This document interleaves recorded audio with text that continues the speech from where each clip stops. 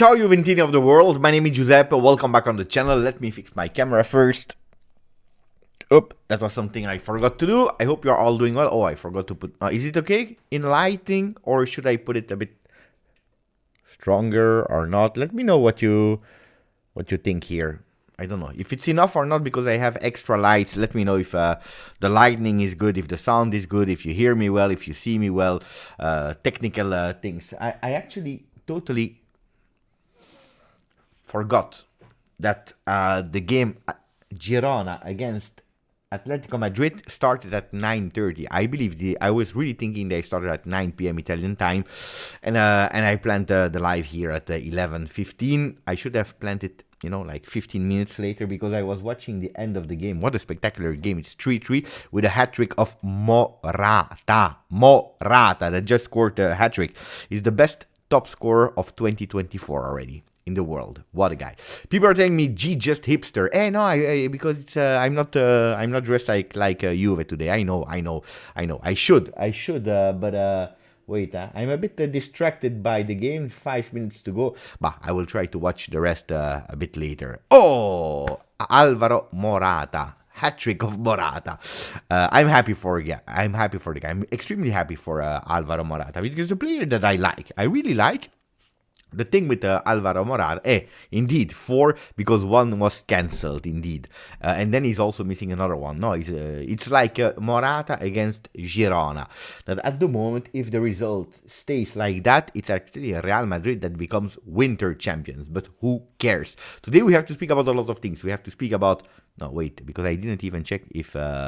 the sound, I like the lights. Bogdan is telling me everything is great, Beppe. Okay, the sound is good, the image is good, everything is good, so we can now start. Ciao Juventini of the world, my name is Giuseppe, welcome back on the channel. Now, the outfit, I'm always dressed a bit like, or I try at least to be a bit dressed like a hipster. I like clothes, I worked 20 years in retail. I'm not, when I was working or where I was going out of home, I was not really dressed in Juve. So it makes sense that I still have some clothes that are not Juve, and this one I like. Usually I don't like this kind of beanies. I prefer the other ones, the fisherman beanies. But this one was offered by my son, and I'm emotionally affected to my... This is not the... beanie? Can we call it a beanie? Yeah, I can. Ciao Sasha, ciao grande Sasha. Today we have on the schedule, we have to speak about Felipe Anderson, because I spoke to Romeo Agresti this afternoon. This afternoon about Felipe Anderson, what is right, what is wrong, is it true or not, is it something serious, is it for the winter, is it for the summer? So we have some answers about Felipe Anderson. What else? Wait, because I did the vacuum today, so I moved the lights and so on. So, Felipe Anderson, we have to speak. We have to speak about the press conference of Max Allegri that I listened to. I wrote something. We have important things, important decision about Nonje, about Kenan Yildiz, about Federico Chiesa. I want to open a topic for the first time on the channel about Federico Chiesa. So we have a few things to speak about this evening, but I'm happy to do it live. We have Pecalogia, that is Juve Pulse, is using it with two accounts. I have no idea how you are able to use it with two accounts. I don't know how you do. Maybe on your phone, on your tablet, maybe both. But I'm happy that you are connected with two. Ciao Matthew Thoma. Ciao to Gravus. Ciao to Endrit. To Endrit again. Wait, why no Yildiz in Coppa Italia? I will answer that question. We have the answer for that one as well. Good evening, Beppe. Ciao to Jay. Ciao to David. Ciao to Styler D. Ciao to Roberto. And let me say thank you to Draguns 8. Draguns 8 that said buon anno to you, Beppe, but also buon anno to all the people that I didn't see at the moment. Buon anno to you, your family, and all the Juventini. Happy New Year to Draguns 8, and thank you for becoming a member and extending it until now 7 months. Just fantastic. Thank you, thank you, thank you. Juanito Banano. That's a beautiful name. Juanito Banano. Who is Juanito Banano 07? I never met Juanito Banano 07 on the channel. It's new. Is it new, or you just discovered the channel, or you changed your nickname? But Juanito Manano is a beautiful nickname. Good choice, my friend. Ciao Zlatko, ciao the Rise and Cross, ciao to Roberto. And we have a lot of new people that I don't see a lot anyway. I'm happy. Ciao Stavros, ciao Kshef, ciao Thomas, ciao everyone. Always remember that Mercato is crazy. Will Mercato of Juve be crazy or not? For the winter session, we can go, with a special poll. That's the poll launched by Thomas Makluf. Will Mercato, the winter of course, winter be crazy? Yes, no.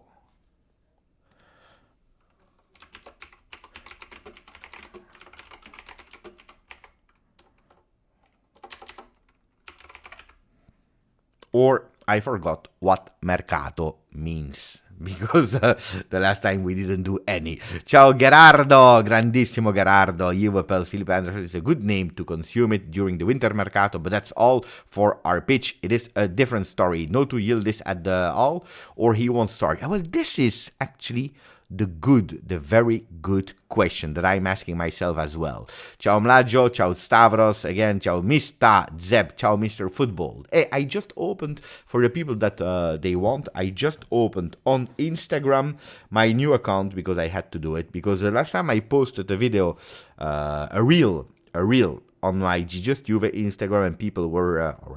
one person. Hey, is this not only Juve? I thought you were just talking about Juve. So I was obliged to open now a Football where I have, I did it just before jumping. I have 5 sub on Football. You can find it under foot_bold. Why? Because the other ones were already taken. Foot_bold. You can find it on there, and anyway, it will be a beautiful journey on Instagram as well. Ciao to all the people in the chat. Sebi, Bogdan, Don Simon, blah, blah, blah, blah, blah. We have a lot of people. I was not expecting all of you to be here today. So what do we start with? We start with the press conference for the game of tomorrow, or do we start with Felipe Anderson? What do you want to start with? Limo, Anthony Schifano, Serraz, Atletico scored. Oof. Yeah, I just see it. No, it's Girona that scored. What are you saying? It's Girona that scored, not Atletico. Mamma mia, what a... It's Girona that scored, not Atletico Madrid. Girona, the home team. It's Girona. Oh. Is it Girona? Yeah, it's Girona. Hey, they never give up, huh? Incredibly impressed. At the 91st minute, important victory because they go back at 48 points, equal to Real Madrid. So we have a double. We have a double winter champion with the same points. Mamma mia. It's the colors. I know it's the colors. Okay, what are you saying? What do we start speaking about? To start press conference for Bogdan Senpai. Press conference. Anderson. And now we are 50-50. Guys, we are 50-50. So I don't know what to do. Thank you, Ferhat. Thank you, my friend. Really appreciate it. I need the next one will decide. The next one will decide. Because now we are 50-50. The next one will decide. Of course, someone else, huh? Press conference. Okay, we go with press conference. What do we start with? We start with press conference. Una competizione a cui teniamo. So, Max Allegri started to speak about the competition that is an important one, Coppa Italia. Why? Because Coppa Italia is the only other competition that we have except of Serie A.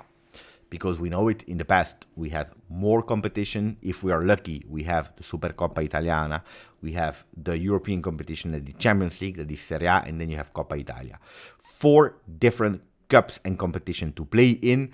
If you're extremely lucky, you even have the European Super Cup, but that means that you won at least a European competition, which didn't happen for Juve since a lot of years. So let's put that aside. 4 competitions for Juve. If you are super lucky, you even have the World Cup for clubs that was played by Manchester City and won against Flamengo, I believe, the team of Marcelo. But that's not something that we are participating at the moment. So we have 2 competitions, and that's why it's a really important one. Now that you already voted about no, it will not be a crazy mercato, I would have voted for no as well. Can you tell me if the Coppa Italia is an important trophy for you in this particular moment? Is it something where you say, let's play the kit, we don't care if tomorrow we lose against Salernitana? Well, Inter has been eliminated, Napoli has been eliminated, we don't care. It happens. We focus on Serie A because we have an objective there. That is top 4 first, but we also want to, of course, compete and try to win the Fluminense. Thank you, Lilji. Trying to win the Coppa Italia, trying to win the competition, that means the Serie A, and take all of it aside.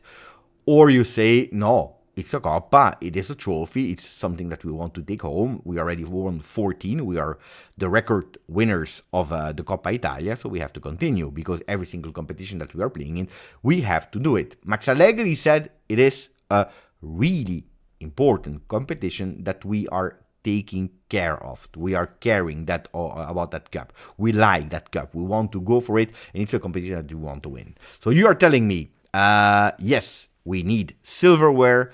We want to win everything for Luca. Of course, it's important for Gulgov. Every trophy is important. Yes, in this phase, Juve, it's important to me. I think Coppa is important. We should try to compete in every competition. Coppa Italia is important, but not a do or die that may affect the rest of the season. Of course, it's also for money. Yeah, it's true. You have the stadium, especially now, because Juve Sassuolo, Juve Salernitana is of tomorrow in Coppa Italia. We are playing it at home. So I see that everyone is agreeing it is an important competition. And I totally agree. 100%. I totally agree. It is an important competition. At the end, if we go all in, honestly, we are playing 1 game now. The next one game. Then you play 2 games in the semi-final, and then you play the final. It's 5 games. That's it. It's not like something that is totally crazy or making it really difficult. On the other side, pay attention, because it's true that if we win against Salernitana tomorrow, we play immediately. Salernitana on the 7th and then on the 11th. So it means Thursday, Sunday, Thursday, and then we play again in the weekend against, I don't know. Let me check. Against Sassuolo. Oof. Or again, mamma mia. We play against Sassuolo. So, it would mean that you're playing, because of the extra game against Frosinone, you are playing a lot. But I agree with you. It is an important competition, at least 5 games. If you are going through the month of January, it's one that is not even making it so difficult, or it's not really impacting your season. So whatever. I think that we have to go for it. It's a Coppa. Then in Coppa, there was a question to Max Allegri, who is the favorite? Because in Serie A, you told us who are the favorite. It's Napoli, Milan, Inter. Now, especially Inter, that is really there on top. They are first. But what about Coppa Italia? And I agree with him. I agree with what he said, because that's something that I always said. That's totally different. You can't go with who is favorite for a competition like Coppa Italia or European competition. For what reason? Because if in a league game, but whatever, Serie A, Premier League, or whatever, at the distance, because you are playing 38 games, it is 9.9 on 10, or let's say 99.99%. It's the best that wins, the strongest one, the one that showed the best, because everyone has ups and downs. It's the one that has the least downs at the end that is winning. But everyone has these periods of a bit of difficulty, where you have maybe a bit more injuries, or where the ball doesn't want to enter, where you are making a lot of mistakes, where, I don't know, whatever can happen. You have a bit of downs, then you have these peaks. Depends. You have these kind of teams, like, for example, last year, Udinese. They started, boom, with 10 games, they were fighting for the title, and then they totally collapsed. Speaking about these small teams. Frosinone, that started super well, and now they have difficulties. For big teams, Napoli is normally, not this season, not last season, but usually is a team like that they have that block of period where they are unstoppable. Well, Inter is also a team like that. They are unstoppable, and then there is a moment in the season where, boom, they lose. Will they do it again this year? I don't know. Let's see what they will do. But in a cup like that, you play one game. I'm not saying tomorrow, but I don't know. The quarterfinal. You play a quarterfinal, you have 2 red cards with 2 players that are not able to play, and you lose already 2 big players. Then you start the game after 5 minutes. You have a red card, you are playing with 10, and the game is changing. If you don't win, you're out. So it's so complicated to guess who is the favorite one, that it's tough. Of course, if you have already Inter and Napoli out, Atalanta is going through with 2 goals of Charles de Ketelaere. I know. If you remember my prediction, I told you before the start of the season, I told you, pay attention to Charles de Ketelaere. It's not bad, huh? It's not a bad player. And he's doing well today. 2 goals for him. 11th is a Thursday, I think, yes. Huh? Let me check. Yeah. So the 4th is tomorrow, we are playing, and then the 11th is Thursday. Why, Sasha? Mikey, ciao Mikey. In a competition, when it's lose or go home, anyone can have a bad game and that day and lose, and that's it. You're out of it. Yeah, but that's why. It's not always the strongest, of course. If you're speaking about a competition like Champions League, you have to go through your group stage, then you have to have a lucky draw or whatever, but you have still to win. So it's still one of the best one that arrives there at the end. But it's true that not always is the strongest one or the most favorite one on paper that is winning. We have the answer from Sasha. She's saying, because I thought you said we are playing on the 11th too. Might be. No, but that's what I said. Huh? Depends if we win tomorrow. So if tomorrow we play, tomorrow is the 4th we play. Then we play on the 7th in Serie A. Then if we win tomorrow, we play immediately another game of Coppa Italia on the 11th. And then we play on the 14th against Sassuolo. And then for the other games of Coppa Italia, there are, I believe it's in March or something like that. Not even sure when the other games are. But now the Coppa Italia, you have a round of 16 and then quarterfinal, 1 week difference. The other teams, they have a bit more time because some they even started in 2023. Like Inter, for example, like Napoli. Like Frosinone, they played in December, and then they have a bit more space. We are unlucky in the fact that we are playing 1, and if we win, we go through and we play. But I would love to do it. Who is the next opponent if we win? Because pay attention, if we win, then it's Frosinone. It should have been Napoli, but they are eliminated, so it's Frosinone. I agree with Yash. I agree. Even if, I tell you the truth, when we have the season with only the Coppa Italia, Not that I don't like it, because I do, but it looks like even more empty. Even more empty. But I agree. In the beginning, the first season that we lost, and the year after we had a shirt without nothing on. No, the first year we had the Coppa Italia. After the first year of Allegri, where we had 0 titles. So then, strange, huh? Strange, because you play with a total empty shirt. Looks like the shirt that is not, that you had no money enough to buy that extra thing. It's really strange. I agree. Who do we play after? But that's big. Wait, let me go. You ask, we go. I tell you. Because I was reading it today, but I don't remember. But we have to win, of course. Huh? Oh, it's easy to say who are we playing next, but let me check. Huh?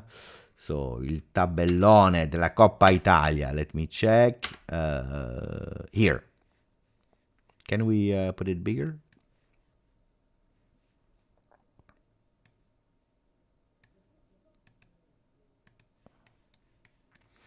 Okay, that's the table. You can't see it bigger. Can we put it bigger? Okay, that's the max I can do. Okay, who cares? We are on that side of the competition. That means if we win tomorrow, we play against Frosinone. If we win, then we have a double game against or Lazio or the team that wins between Roma and Cremonese. I was watching, no, I was not watching. I was just watching the score, and it was 1-0. Oh, they won at the end. Look. Oh, Lukaku and Dybala. Dybala scored at the 77th and 85th minute. So it will be a derby here, Lazio-Roma. So Lazio-Roma, Juve, Frosinone. If we win, if we win tomorrow. Because pay attention. But Juve, Frosinone, if we win, Lazio-Roma, and then depends. It will be one of the Roma teams. And then the other one that already qualified are Atalanta against Milan, Bologna against Fiorentina. Okay, let's see. But it's far. First, you have to win. Yeah, apparently they won with a penalty of Paulo Dybala at the 85th. Again, Roma in difficulties. Roma in big difficulties. Before winning it, they decided in the end of the game. Okay, so that's the first thing that Max Allegri said. Then he spoke about Nonje. Immediately, the question from I don't know which journalist who said, can you tell us about Nonje? Will he play tomorrow? Will he not play? And he said immediately, Nonje will not start the game tomorrow, but he can have some space. And that's a good thing. He didn't say depending on the result, depending on the game, or he said he doesn't start tomorrow, but he might have some space. Which we were all waiting for, which we were all expecting. Some crazy guys that are bold, that are putting a beanie, or even hoping for a start of Nonje. But that will not happen tomorrow, said by Max Allegri.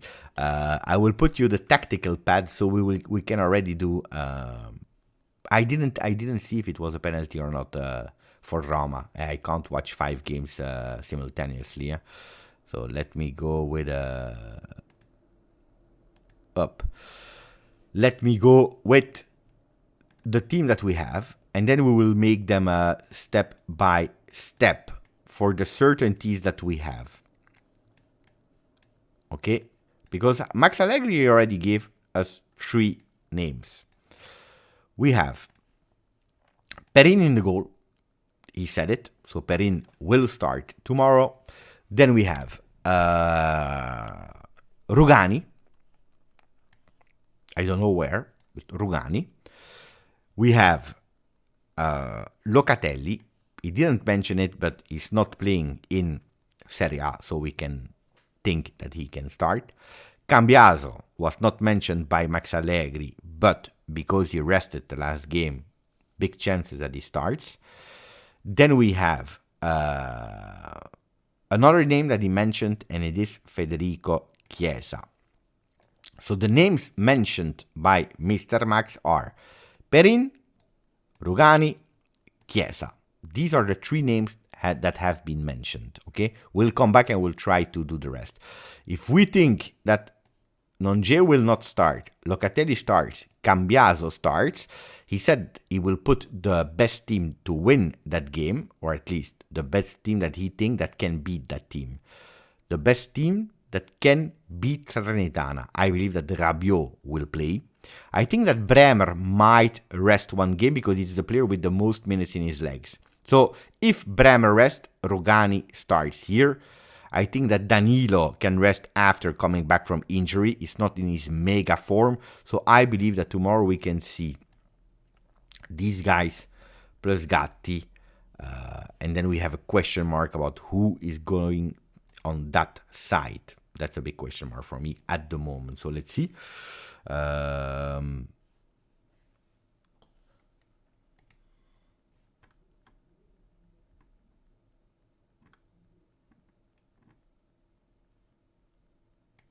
The moment we put here someone, then I think that tomorrow Milik will play, and then I think that tomorrow we can finally see Ealing Jr. here with Miretti here. This is what I believe can be. On that side, I also think like Juve Pils that Huijsen could play. But we'll come back on that. So let's listen to words of Max Allegri first. He said, so Nonje will not start tomorrow, but he will have some space. It's time. Then he said, Perin, Rugani, and Federico Chiesa will start tomorrow. I will put the best team to go through to the next round. What about Mercato? I don't speak about it. There is someone that is speaking about Mercato and taking care of it. It is Giuntoli. Would be nice one day if we have a press conference, Max Allegri next to Giuntoli, so that when he says Mercato, ask Giuntoli, Giuntoli is immediately there. But he's not there, so we can't ask him questions about Mercato. The good thing about Miretti, because the name Miretti was mentioned, he said, look, Miretti is a player that will find his space. No, he will not go on loan. He stays with us. So about Miretti, he stays with us. And he was quite kind with him because he was speaking really well about Miretti. And that's a huge, big difference with, for example, Kenan Yildiz and some other players like McKennie, because he gave his opinion about 3 players. About Miretti, he said it's a player that scored a really important goal against, I don't remember. Who did he score against that goal? Was it Fiorentina? I don't remember. I'm not sure anymore. Can someone confirm in the chat?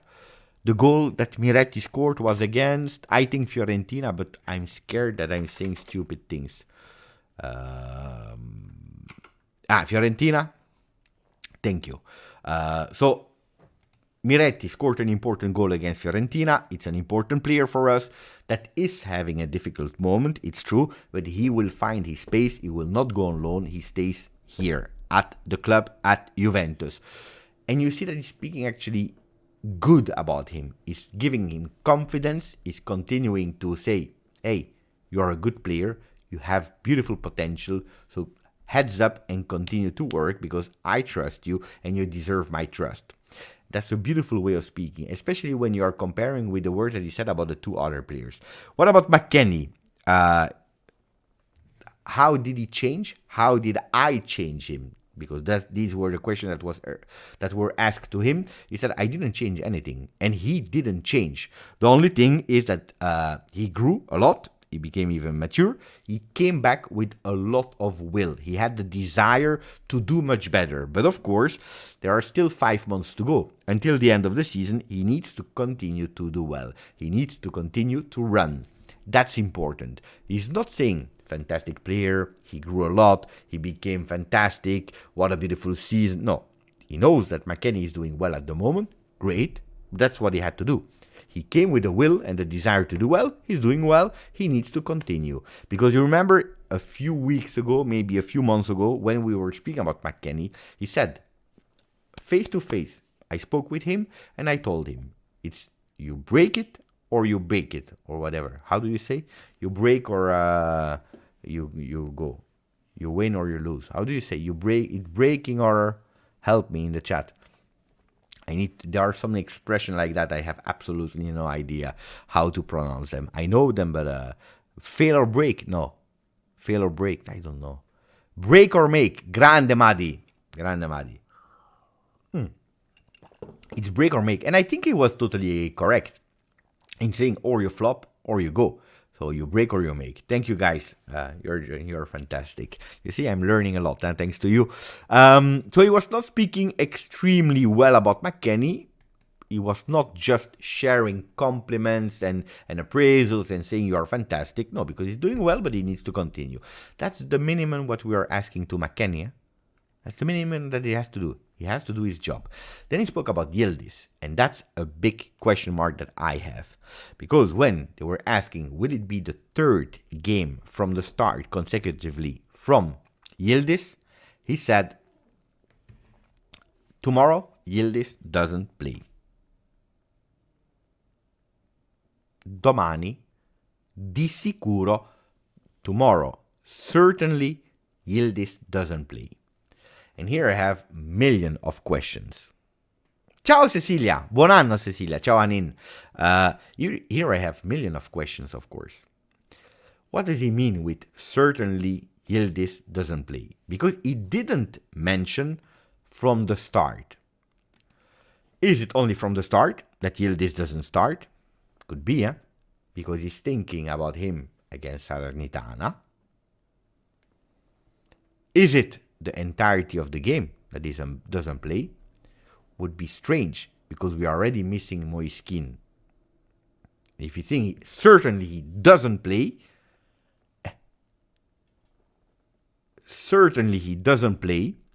without saying from the start, and that means that maybe he's feeling that Yildiz is starting to lose focus. There are two interpretations, and it depends a lot of the game of tomorrow, because we know that the strikers, they rotate. Depends. One, will he be called up? If you don't see Kenan Yildiz being called up tomorrow, alarm. That I will give you the different scenarios. One, he's not called up tomorrow.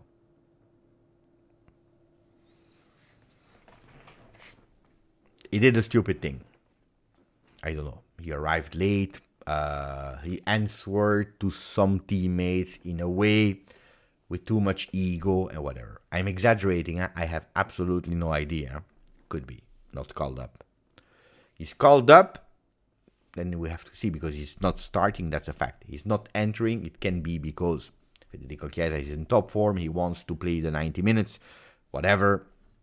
He's just resting for the game of Salernitana, or maybe Chiesa is going out. We are changing formation. He doesn't enter. Maybe he said something.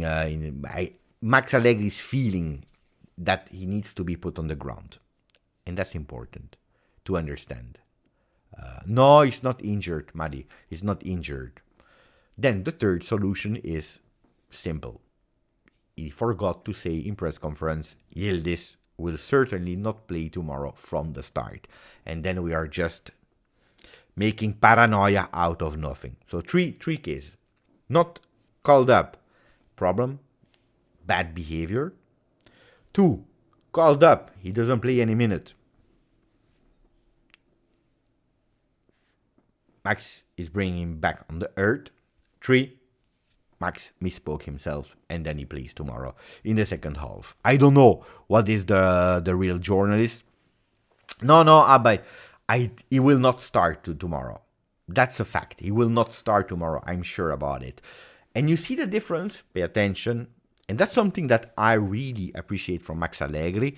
You see the difference in how he's managing and speaking about Miretti and Yildiz. Miretti is in a difficult moment, objectively. He is in a difficult, tough moment. He's speaking well about him. He has potential. He has the talent. He gave us an important goal against Frosinone. It's a player that we are counting on. It's a player that will not go on loan. We keep him with him. You see all the beautiful words spent for a player in difficulty? The other one is flying. He's finishing on all the papers. Nationally, internationally. He's doing fantastically well. Calma. And that's important. And that's extremely important. You remember? I read and I made a video about the interview, double page in Tuttosport from the agent. The agent, of course, when you have a player in your agency, you're doing everything to speak well about him. It's like a bit your son, your daughter, whatever. You're speaking well about them. You're happy when they're in a good moment.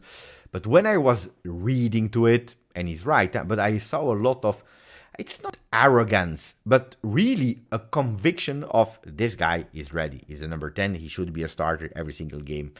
And when you are at Juve, you have to pay attention. When you go that high, calma, tranquillo. I remember last year, Fagioli doing well for a few games, and in the Gazzetta dello Sport, I believe it was 1 year ago, exactly 1 year ago, it was next to Pirlo, already in a double page. Do you remember? Do you remember? Do you remember? If you want the truth, I tell you the truth. Do you remember?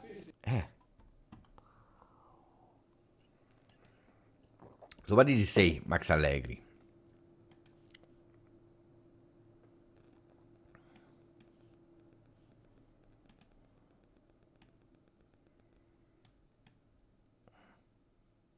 Here, you see? So, speaking about Kenan Yildiz, tomorrow certainly he doesn't start the game. People are laughing. It's Max Allegri, ragazzi, with the voice. Allora, certamente Yildiz domani non gioca. Domani non gioca Yildiz. Possiamo vedere la serietà la settimana prossima. Però Yildiz domani certamente non gioca. Giocano Perin in porta, Rugani e Federico Chiesa. E Chicco ha bisogno di giocare alcuni minuti. Ed è molto importante. Noi ovviamente giochiamo per vincere i trofei. McKennie non è cambiato. McKennie è cresciuto, è tornato con tanta voglia e deve continuare a far bene. Noi, calma tutti. La Coppa Italia è molto importante. Dopo noi andiamo per il top 4. Dobbiamo tornare in Champions. E questo è molto importante. Corto muso. La teoria del corto muso è molto facile. È molto semplice. Il calcio è molto semplice.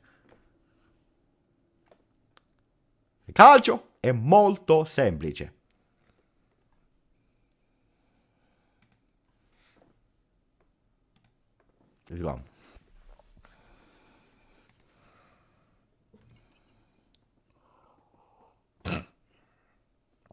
Giuseppe, what did I just walk into? This was absolutely not planned. But we worked on that one. We worked on that one with my friend Aman. We worked on that one with my friend. And then we never used it, actually. And it's there since I don't know how many weeks, the GIF. And when I was using the GIFs of Conte and Allegri, I remembered that I had that one here. I should actually put it a bit smaller, I think. No? Like, I don't know, like this. I don't know. No, like this. I should put it a bit like this, you know? Anyway, for the next time. No, we are nearly 200%. Maybe I should stop with speaking about serious football and just going with this kind of impersonation is better to do. So, so do you think it's correct when he's speaking like that about McKennie, Yildiz, and Miretti? Do you think it's great coaching or not? Should he continue to push Yildiz that is doing well? Saying Miretti is not playing well, Miretti doesn't play. What about his management? On that particular case. But this is Max. If you know Max since long, you know that he's doing like that. That's how he's managing the kids. And all the time he's working. When you are on the ground. When you are in the ground, I help you. I take this.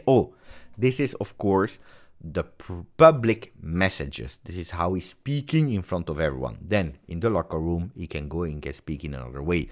He can have individual talks, he can have group talks, but that we don't know. That we can't tell you. We can tell you only what he's saying to the media. Raz, I think we need to keep in mind, in a press conference, we don't know what happened. That's what I was just saying. Miretti needs a hug. Yildiz might need a kick in the bum. Alessio, he can give McKennie more credit. I think he's holding us together. But he didn't speak bad about McKennie. Huh? He didn't speak bad. Huh? He said, I repeat, McKennie, it's not that he changed. He came back, he grew, and he came with a lot of desire to do well. So these are, in a way, beautiful words to McKennie. He needs to continue like that. Then he knows McKennie really well. What are the problems of Weston McKennie? That McKennie, at a certain moment, totally lose focus. And without it, he has these ups and downs, losing focus in a game, in a season. And these are the difficulties, that he can't just focus on one thing and going all season with the same motivation, with the same thing, which he's doing right now. I don't know if McKennie starts tomorrow. I would think no. Why? Because on the wings, it's not that we have that much choice, because McKennie is too important at the moment in the game. Then this is Allegri's way to ground players and encourage them. Yeah, Allegri sounds bitter that McKennie left on loan when we were in difficulty. No, I don't think so, because at the end he didn't want him to leave. I know that he wanted to keep him. McKennie decided with the management that he wanted to leave, then he left. But if he was bitter, he would not have played all the games that he played this season with a lot of continuity. You know how many games we already played this season? 18. Do you know how many games McKennie played on 18 games? Total games played. I'm not speaking about starter or not, but do you know how many games he played on 18, Weston McKennie? Can you tell me? Can someone tell me how many minutes he played? How many games he played? 18, Sebi. He played all of them. He started the two first one on the bench, and since then is a starter for every single game. So yeah. I didn't catch that. Could you? No, shut up. In terms of minutes, we have the first one, who is Bremer, with 1,614 minutes played.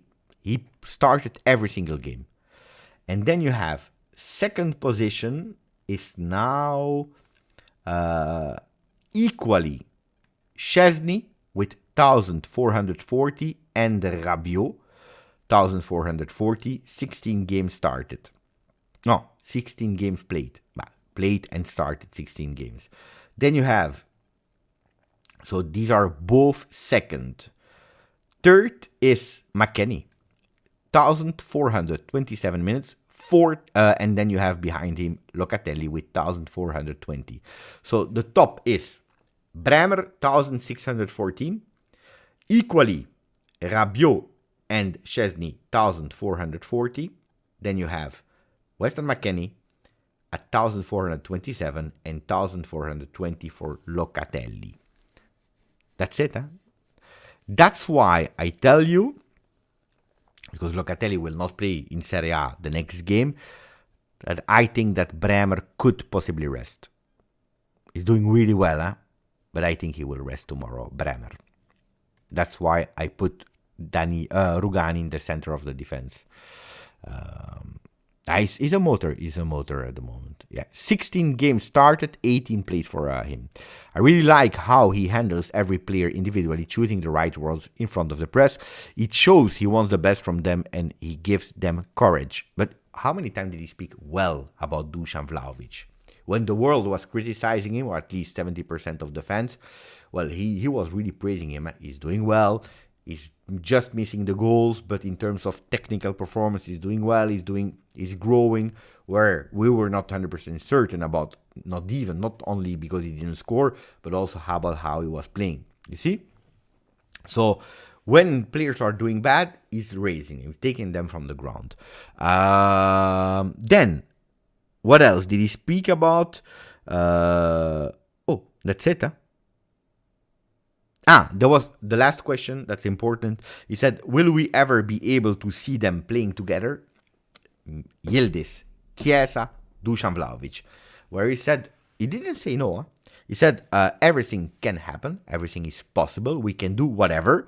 But of course, it depends on a lot of things about the physical state of players, about the team that we are playing against, about what we want to do, what not, about how many players we have at disposal, the rotation, what the moment of the season we are in. But everything is possible. A bit pushing away at the moment that possibility, also because Moiskin is injured. So if you play the three of them, you have only Milik on the bench. But it is something that has been tested also in training session. I can tell you that it has been tested in training session, the three of them together. Can we see them? I don't know. I don't know if it will happen or not soon or not, but it has been tested. What about De Sciglio? De Sciglio is training partially, sometimes with a team, but is still not yet. But he will arrive probably in February, something like that, in February. So we spoke about the press conference. I was disappointed.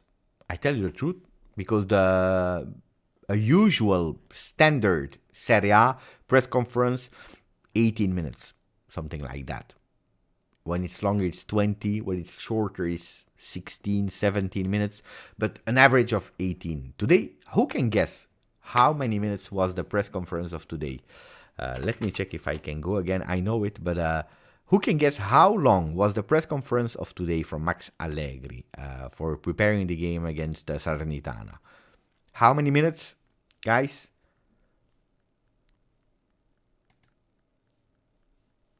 I will press pause Benvenuti here. alla conferenza di vigilia. I have it.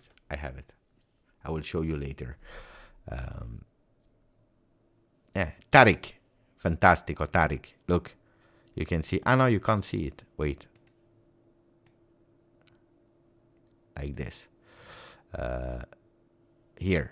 11 minutes. 11 minutes and 7 seconds. It was super quick. You know, sometimes I feel bad. I don't know if I feel bad or actually not, but for some journalists, you have to prepare yourself. You have to put your shirt, because most of them, they are at least going with a shirt, not necessarily with a tie, but you put your shirt on, you go in the car, you go to the stadium. It's not that everyone is living in the stadium. You have to go to the stadium. In the press room, you go, you sit, you wait, because they are all there before the mister, and then it's 11 minutes. Ciao, goodbye. It goes fast, huh? Sometimes I think, mamma mia, for 10 minutes, just, set up a Zoom call. It was shorter than a half time, really, really, really, really short. And you have, how many journeys do you have there? 10, sometimes 15, depending on the game, who they are sending, but for 11 minutes and 7 seconds, it was really, really fast.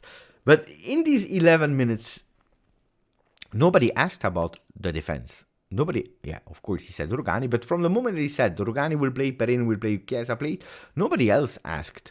And I was a bit disappointed, because I really wanted to know about the situation from Huijsen. Okay, he will not speak about Mercato. He will probably say, I don't know about the situation. We have to evaluate things, whatever. Huh? But tomorrow we play a game. Will he be called up? Will he be called up? Is there a possibility, like Nonge, that we will play tomorrow Huijsen a few minutes, that we will see Huijsen a few minutes? That would have been a good one. I hope and I think that he will play tomorrow. I think it's the perfect game for him to play tomorrow. So that guy that we have put here, we have to put him away. And I believe that we can replace him with Huijsen. Can you tell me, not if I found a great lineup, because you know that I always find great lineups, but who can tell me how close I am to the starting lineup of tomorrow? Tell me how the number, how many miss I have on 11. 11 out of 11 is impossible, because he told us that Perin, Rugani and Chiesa are starting. So at least we have 3 on 11 that are right. Endrit, 2 missed. Serraz, 2 missed. 3 max. Gerardo, 3 missed. 1 miss for Sebi. Hanin, 1. Thank you, David. I think it's spot on, Beppe. Thank you. 3.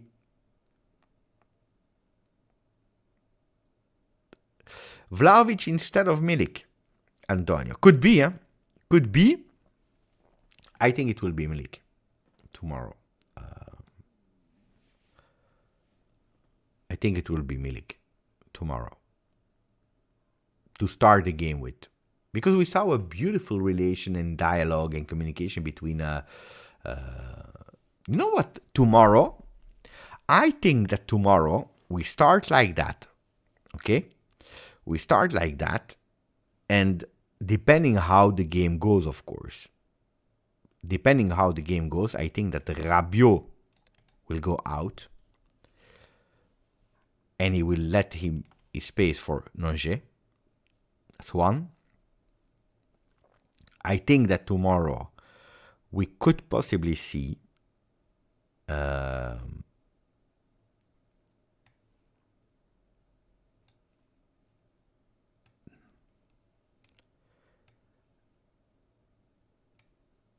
Vlahovic.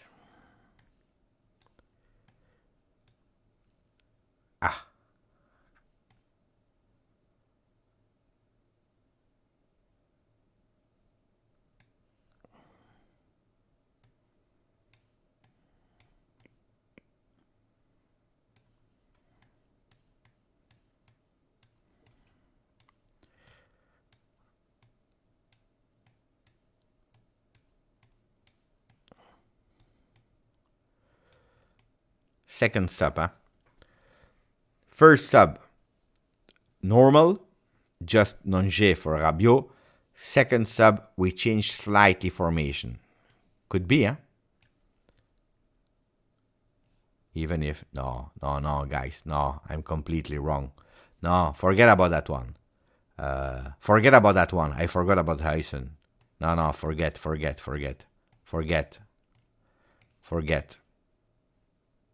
Well, you know that it could be that we do like this, huh? And then it makes sense, huh? But it's strange. No, forget. I said nothing. Oh, let me say thank you to Nicolotti, because 20 minutes ago he became a member for 18 months and I didn't even say thank you. Grazie, Nico. Halma. Can you please tell me if you're still there? Because I really want that you see that I didn't forget you and that I say thank you. Thank you, Nico Lotti, my friend. Frank Gambino, buon anno. Happy New Year to Frank Gambino. Really appreciate it. Thank you for the donation, Franco. Really thank you. And thanks for supporting the channel. Oh, we spoke about it. So I was disappointed that he didn't mention the defenders, because I really want to know if Huijsen will play tomorrow, yes or no. I really want to know. That's I'm really curious about. Nonge will play in the second half. We know it. I'm curious about Yildiz, how many minutes he will play, if he plays tomorrow. But tomorrow we go for the win. That's a fact. About Huijsen, Yemti think tomorrow he will not play. He's moving to Frosinone, Roma. About that Roma thing, what is right, what is wrong? Juventus, they finalized the deal with Frosinone. That's also why he was not called up for that game. He didn't play against Frosinone. The injury of Alexandro is taking a bit longer for him to move to Frosinone. Otherwise, maybe he would already have been there since yesterday. Okay, not the first one. Let him celebrate a bit with his family in Torino. And then, like yesterday on the second one, he would already have moved to Frosinone to do medical test. Could have been. Then you have that last minute situation that is actually coming from who? What is the origin Roma being on the defender, because it's true, huh? Like Pinto said, Serrazi is spinning it here. We are looking for a young defender. It's true that we are looking for a young defender. I didn't mention Huijsen, but it is true. Why and where is it coming from? From the fact that they have no money. They have no money. They have debts. It's even worse than last year, Roma, and they made some young sales and blah blah blah to participate to European competition. They succeeded in it, but that doesn't mean that they can do a crazy mercato. So from what I read, they have between 1.5 1.8 million euro to spend in the winter mercato. Otherwise, they are crossing the fair play rules that they have, and then next year they will not be able to participate to any competition. So they really have to be super prudent. Or of course, if you are selling a player. If you sell a player, you have more cash, and then you can go for the money that you are cashing in. But they have no players that they want to sell. The only player that they can sell and maybe wants to sell is Spinazzola to the Turkish league, if I'm not wrong. But he will not bring you 100 million, just to be clear. But their target was Leonardo Bonucci, because Union Berlin, they didn't pay for Bonucci. He went there as a free transfer because the contract with Juve was over. They don't want him anymore. He doesn't like Berlin. It's a culture shock, and he wants to go back to Italy. He wanted to go to Mourinho. Why? Because at least he would have another vision about how Mourinho is leading the locker room and so on. Would have been there, close to the national team of Italy, to show that for 6 months he can play without smiling and so on. Was a perfect wedding for all parts involved. Free player, low salary, 6 months of contract until Euro 2024. He would probably have played. He was learning from Mourinho, but the supporters said no. They started to go into protest. And no, we don't want Mourinho. We don't want Bonucci. We don't want Bonucci. I always said, never listen to the supporters. Oh, yeah, of course, listen. You can listen. You have to listen. But at the end, you can't be influenced by what they are saying. Because if it's clear what they said in press conference, the supporters doesn't want to.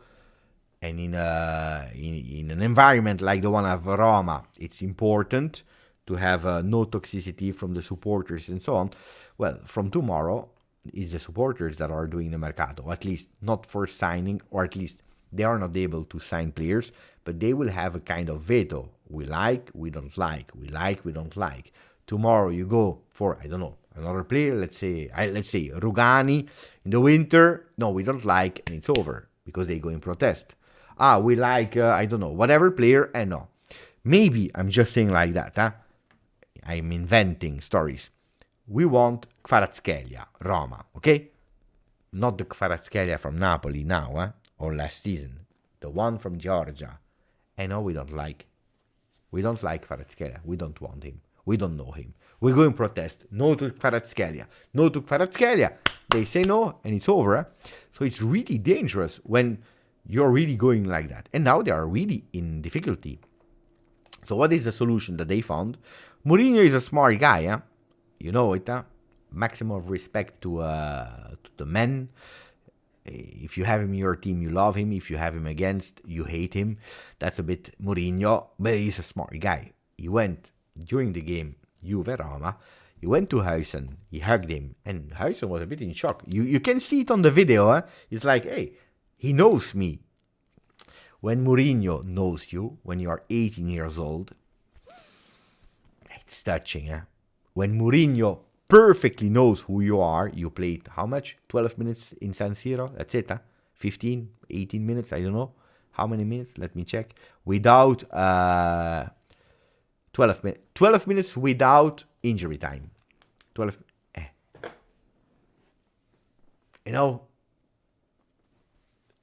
But he was already playing chess, because then he said, you know what?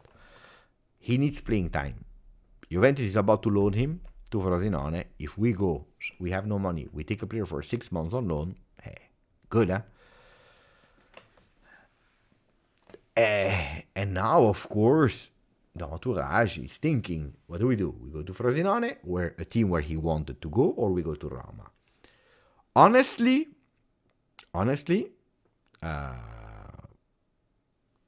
no, David, that's what I'm just speaking about. I don't think, I'm nearly sure, that the Roma Mourinho pictures and small video was not even rumored or whatever. I don't even think that it was something that Huijsen was aware of that moment. Of that moment, he was thinking, I go to Frosinone. But that's a good question of George in the chat. Will he be a starter there? Because that's the guarantee that he has at Frosinone. While at Roma, yes, but how long? If at Frosinone he's doing a mistake, the next game he's playing. The next game he's playing. While at Roma, if he's doing one mistake, two mistakes, the third game, I don't know if he plays again. I don't know, because there you have the pressure. In Frosinone, they need to do what they did in the first round, and they are safe. They avoided the relegation, and they have a beautiful season. At Roma, you have to go in a European competition, possibly in top 4. And I'm sure that Huijsen will do well. But you have an environment, I told you, and they go totally crazy. They boo players, they like, they don't like, they can be really emotional. Look what they did for Dybala, for example, when he arrived. Because it's tifoseria, there are tifosi that are extremely passionate. And that's good, huh? But it's dangerous. So I would recommend to Huijsen, go to Frosinone, tranquillo, you do your 6 months, and anyway, you go back to Juve. With 6 months in your experience baggage, you come back.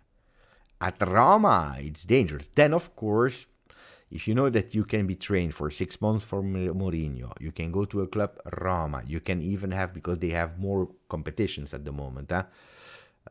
Where competition are they? Coppa UEFA, European League, Europa League, in the not even directly, and they have a playoff game. Playoff of European of Europa League.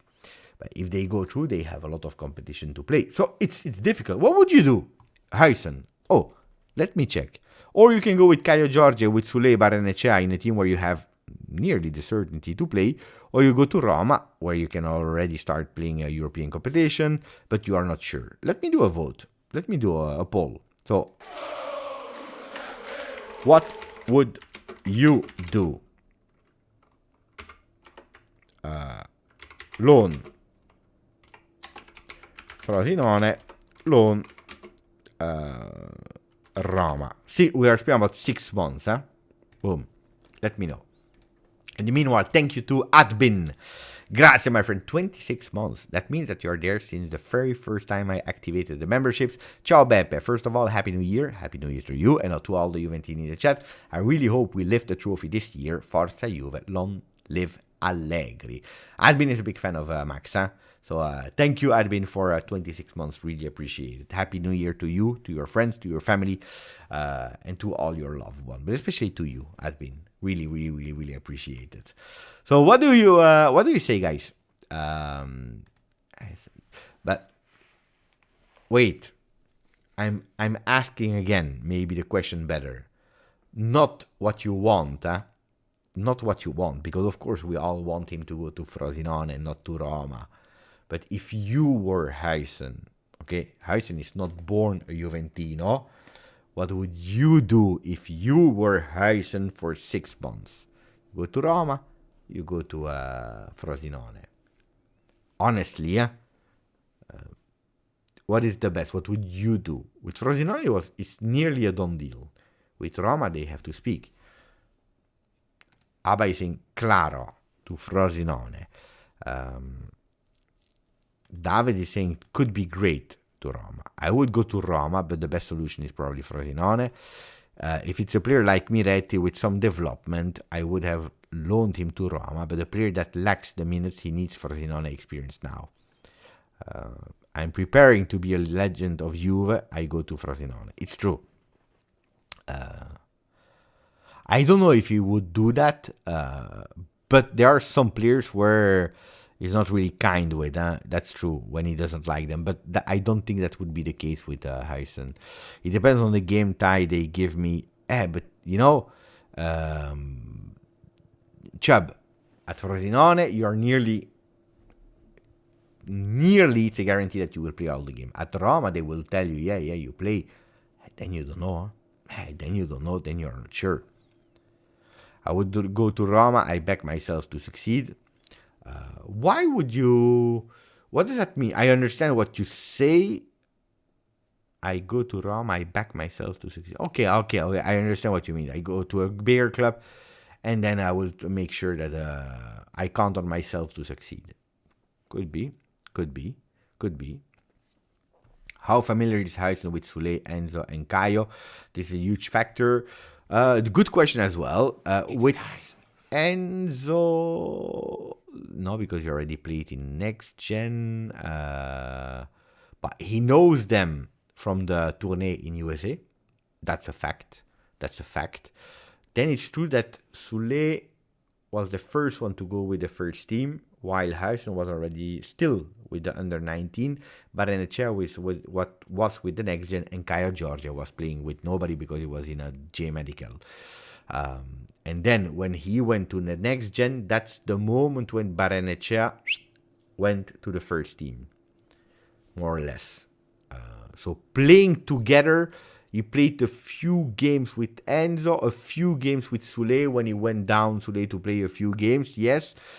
But it's not that they are that they played like 5 complete seasons together or whatever. They know themselves really well from the tournée in USA. That's a fact. That's a real fact. That's a good one. Thomas.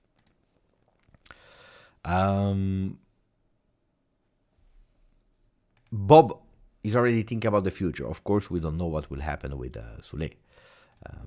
Anyways, I don't think Juve will approve a loan to Roma. Oh, but that's also the thing. That's also my thing. My point of view. Would you reinforce Roma? Because we see it from the player perspective, and 82% said Frosinone. But what about Juve? Why would Juve today give him to Roma? No. Okay, it's true. We are at plus 15. But why would we loan him out to Roma?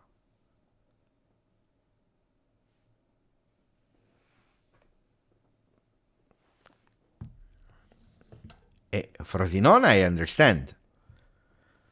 They even showed us that they are letting our players play. Look at Caio Giorgia. Since that he's back from physical injury, he's playing, starter. They are minus 15, it's true. But don't forget, they will also play against. If you know that they are in difficulties in terms of mercato, I don't know if I would help them. I don't know. But the parents, he has a fantastic, beautiful family. They are aware of football. They know they will give him tips. But they will not decide for him. They will absolutely not decide for him. You remember when he said, you can go to Real Madrid, you can go to Juventus.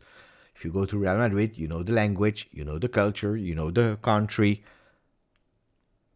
What are the benefits to go to Juve? He said, I don't know the country, I don't know the language, I don't know the culture, and I will enrich myself. That's the benefit, So at the end, he's the one that is deciding. But of course, they will help him in deciding, in making the right choice.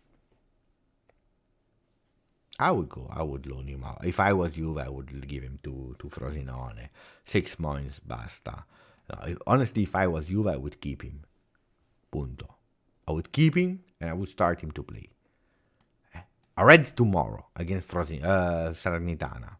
And if he's doing well, I play him again against Salernitana. And if he's doing well, I play him against Sassuolo. and he's doing well, I continue to play him game after game against Lecce, against Empoli, against Inter, against Udinese, against Frosinone in Coppa Italia again, against Verona, Frosinone, Napoli, Atalanta, Genoa, Lazio, Fiorentina, Torino, Cagliari, Milan, Roma, Salernitana, Bologna, Monza, and all the games in the meanwhile with Coppa Italia.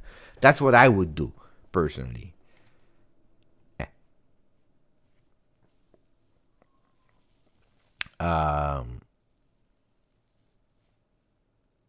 Yeah, Lil J wants me as the coach, but unfortunately, I'm not the coach. I'm not the management. But of course, when you have a Gatti, pay attention because these are the things that we don't discuss enough about. But Gatti is still in developing phase, so a Gatti needs playing time. Danilo, you can't miss him. Yes, it's true. It's not since he's back from injury. It's not perfect, but it's difficult. Huh? One of the things that is really working and that we started with was the stability in defense. We have a Bremer that developed himself a lot now at Juve. He said it last year was difficult for me. I needed to adapt. It was a bigger club, etc., etc. I'm doing it now, even better. I feel even more comfortable. He's feeling more like a leader, starting to be a leader. You know, it's the second year. It's much easier for him now. But don't forget that you have one competition only, 3 players that are playing. You don't have a lot of rotation. Because in defense, whatever team in the world that you are watching, you don't change that much of defenders. You're changing your midfielders, your winger, your strikers, not that much your defense. Huh? The center backs, they don't change a lot because they give you a stability in the team. Or you really need to change formation, that's another discussion. Oh, we spoke about a lot of things. Wait, Chiesa. Can you give me your opinion about Chiesa? Because nobody mentioned it. And then we go to the last one of today. We'll try to keep it at 1:30 today. So 20 more. We have 2 things to speak about. Chiesa, 1. And then we have to speak about Felipe Anderson. Otherwise, we made a thumbnail for nothing. Can you tell me a bit of your thoughts that Max Allegri is playing tomorrow, Chiesa, in Coppa Italia? Is it because he wants the best to play together with Vlahovic? Maybe tomorrow we see Kostic, Rabiot, Locatelli, we see McKennie, Cambiato. Maybe tomorrow we play with this. Chiesa, Vlahovic, Rugani instead of Danilo, with Bremer, Gatti and Perina. Maybe, it could be. But what did you think about it? About Chiesa starting tomorrow? Is it because he's part of the best ones and tomorrow he needs to play because we want to go through to the next round? Is it because Max is already thinking about the next game in Serie A where Yildiz will play? Let me know.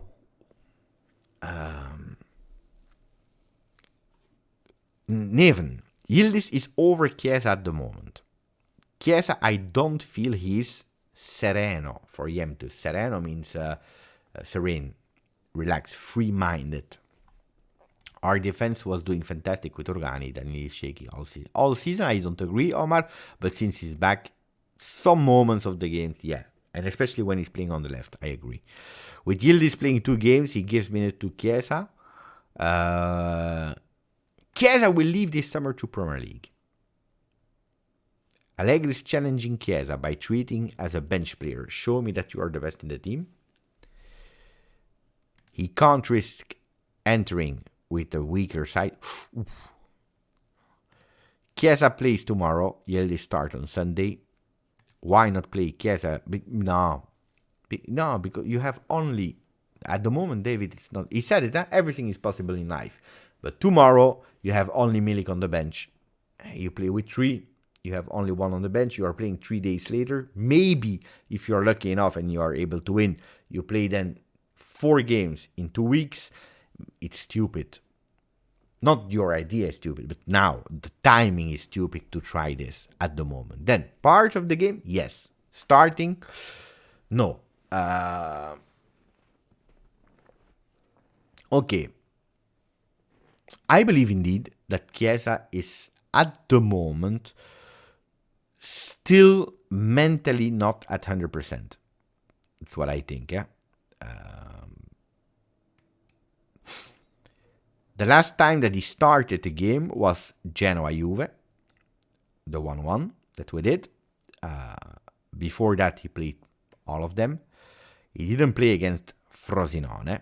You remember? He didn't travel with the team to Frosinone because of that small knock. Against Roma, which is a big game, which is an important game. Well, he entered in the second half and was not ready. I think, but it's something that I'm saying since the beginning of the season.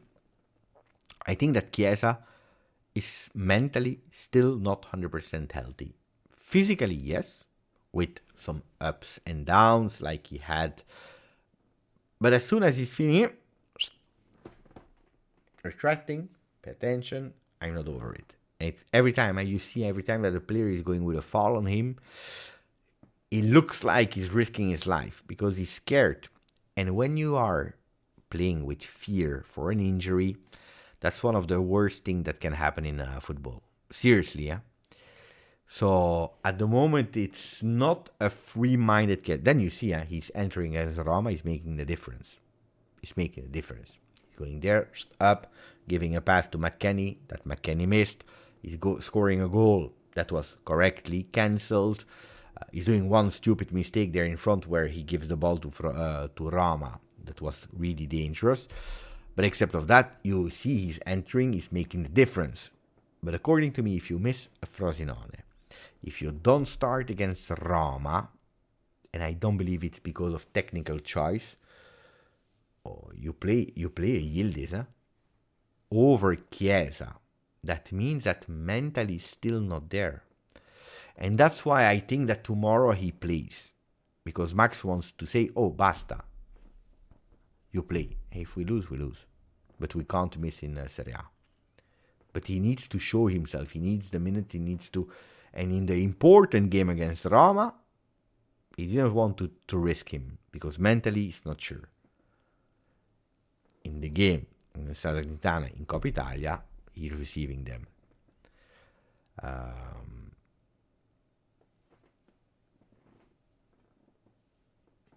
No, it's not true.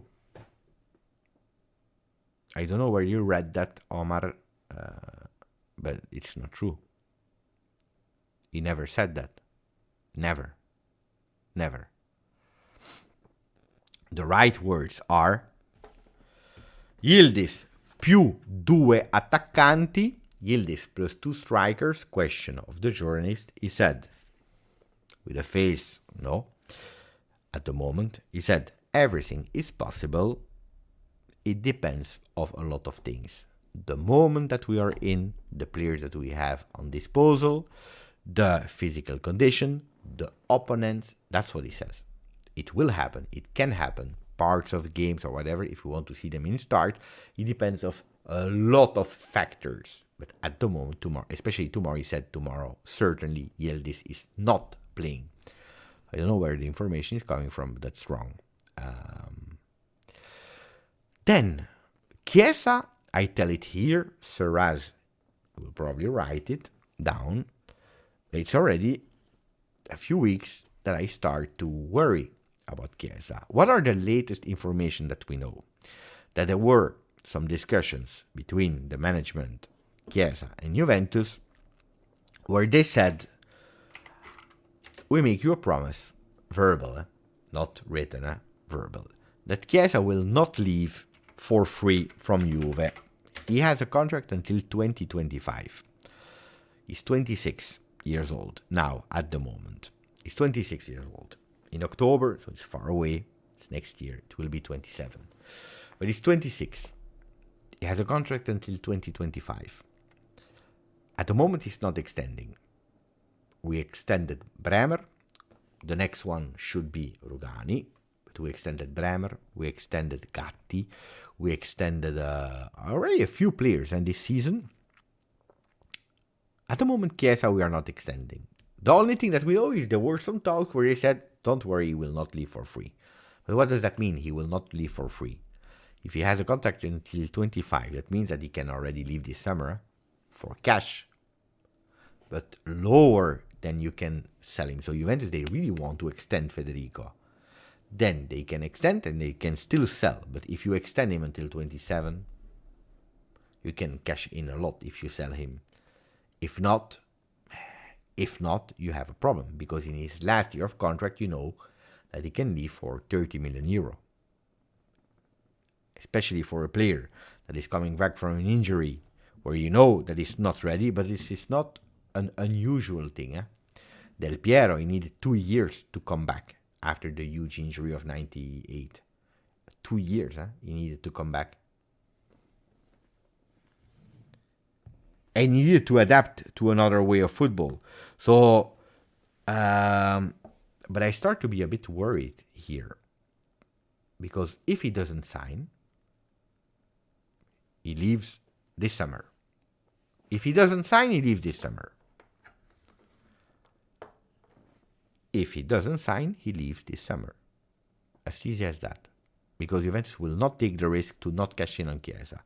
If he extends, he can still leave this summer for more money, or we can keep him and we can continue with Chiesa, which I hope, of course. But then I tell you, if you have to do a sacrifice, guys, you know that we are not swimming in gold. Another poll.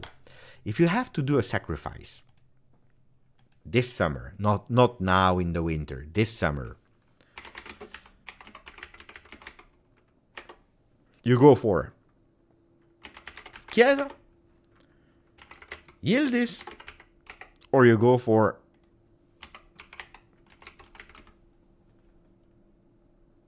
Vlahovic. Think about everything, not just passion. You are the club. You need to do a sacrifice. You need to cash in.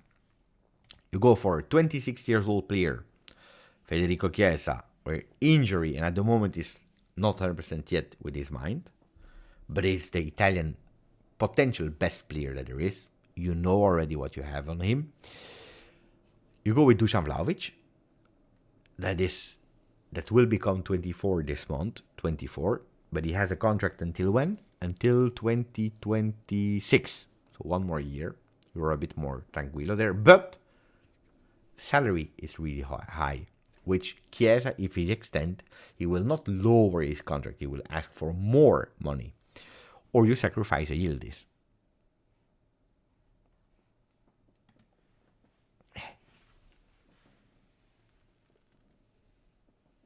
But, you know, I see Abai that is saying Vlahovic 100% no doubt. No, this is Alessio. But also Abai said Dusan. You know, if you sell Dusan, you have to go on the market for another striker. While if you sell Chiesa, you don't have to go for another Chiesa. You have him at home. It's not the same player. He has different characteristics. They are different players. But you have him. You see what I mean? You already have a Kenan. Because you can't play with Kenan Chiesa without striker.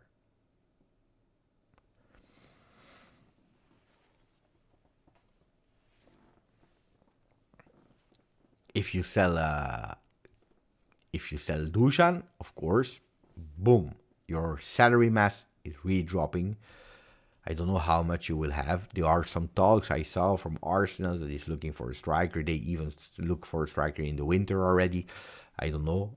Looks like they have their eyes again on Dusan. They were already in contact with him before he joined Juve when he was at Fiorentina. But Endrit, Chiesa is my favorite player. Never. I will tell you a story. And I'm not pushing here. I don't know, guys. I will tell you a story.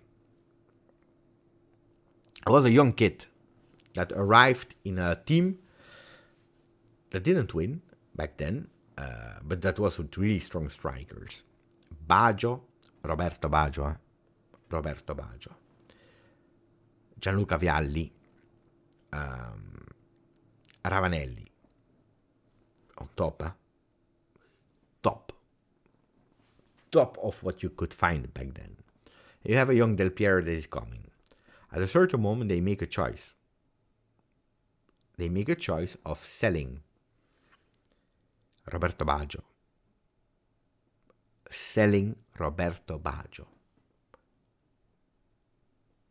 They kept Ravanelli, they kept Vialli, they sold Roberto Baggio. Because the next one was there. It was Alessandro Del Piero. Del Piero is not like Baggio, they are different players. But they understood that the next one was there. They made a sacrifice. Baggio away, Del Piero in.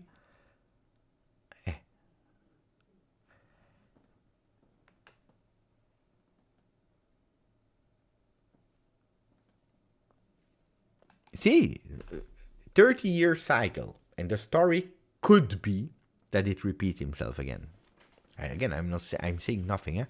But if you need to cash in, if you know that the player is at the moment not, so I'm opening a question mark. What about Federico Chiesa?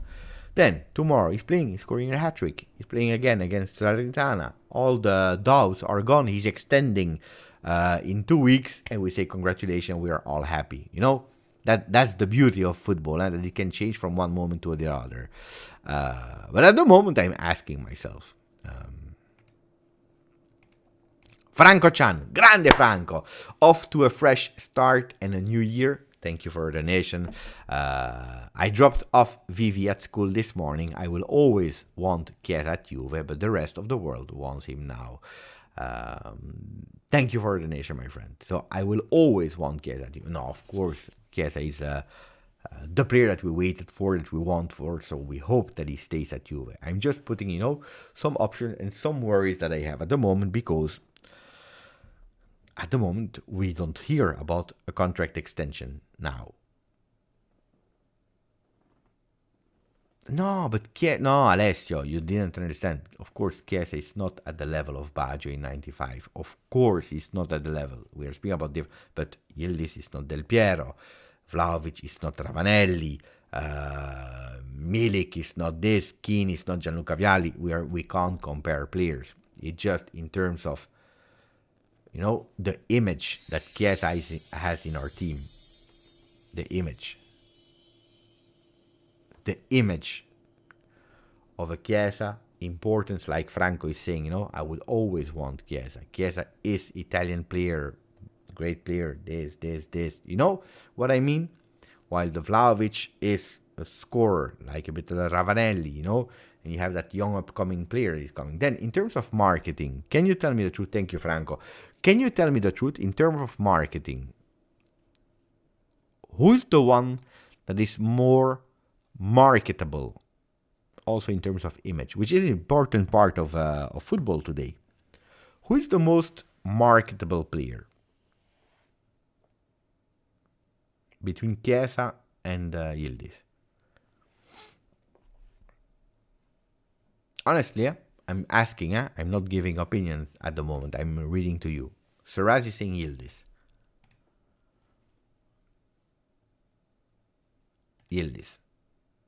Chubi saying Chiesa. Yildiz. Chiesa most marketable. You think, Thomas? Why?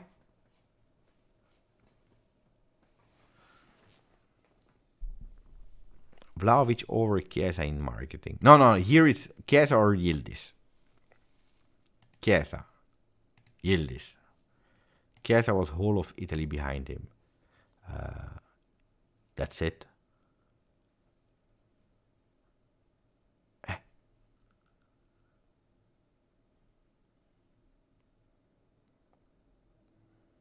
Italy. And pay attention, In Italy, they are still doing the, comparable, who's stronger, Kvaratskhelia or Chiesa, Leao or Chiesa, But I'm speaking about not the qualities of the player. I'm speaking about image man. Oh. But it's not about who's stronger or not. It's who's more marketable. I believe, personally, according to me, that Yildiz is a market. Oh, he's 18. He's the youngest player ever in the world that Adidas, they sponsored. They made a contract with him. The youngest player ever. He was 10 years old.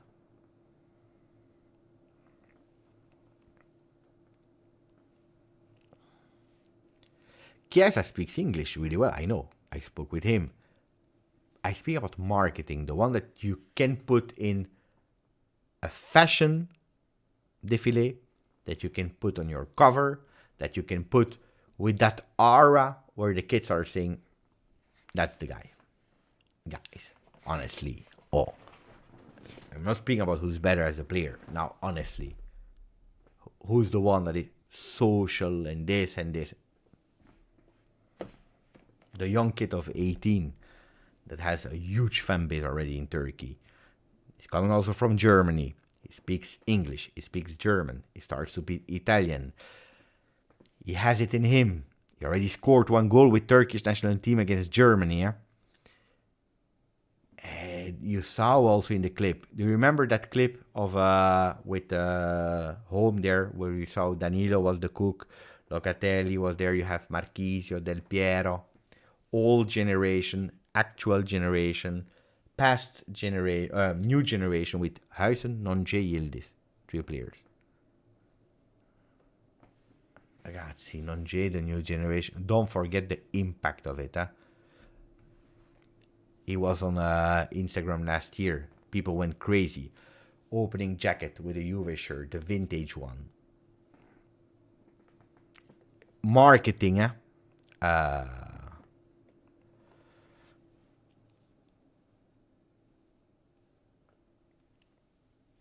for me, if we speak about marketing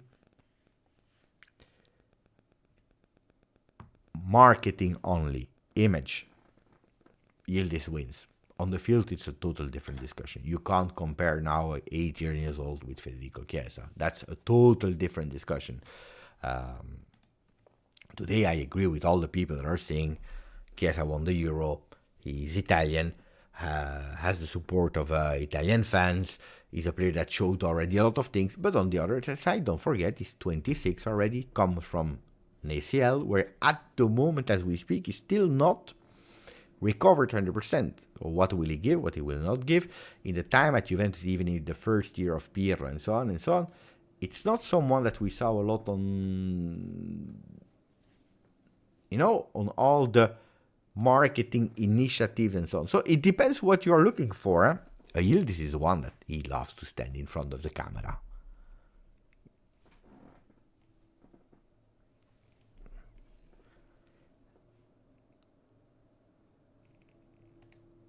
It depends in what world. Yildiz is one that is, he knows how to manage social network. He's really active. Chiesa is not active on social media. The other one, yes. The other one is super active on social media. With an agency that is managing and so on and so on. So you see, it's different. Massimo is saying Yildiz is more beautiful, unfortunately for Chiesa. Beppe, out of topic. I find it hard to sleep at night. Even sleeping pills don't seem to help. However, whenever listening to your voice during live, I fall asleep effortlessly. Your voice is magic, grazie. I don't know if it's a good compliment for me, Angry. That means that because of my voice, I have a boring voice and I'm saying boring things. So I don't know if it's a good. I don't know if it's nice for me to read that. No. I'm happy. If you can find sleep, then it's great. Angry Zebra. Then I'm happy. If I can be your medication, is great. No, sleeping pills. I never tried. I also have insomnia. I can't sleep a lot.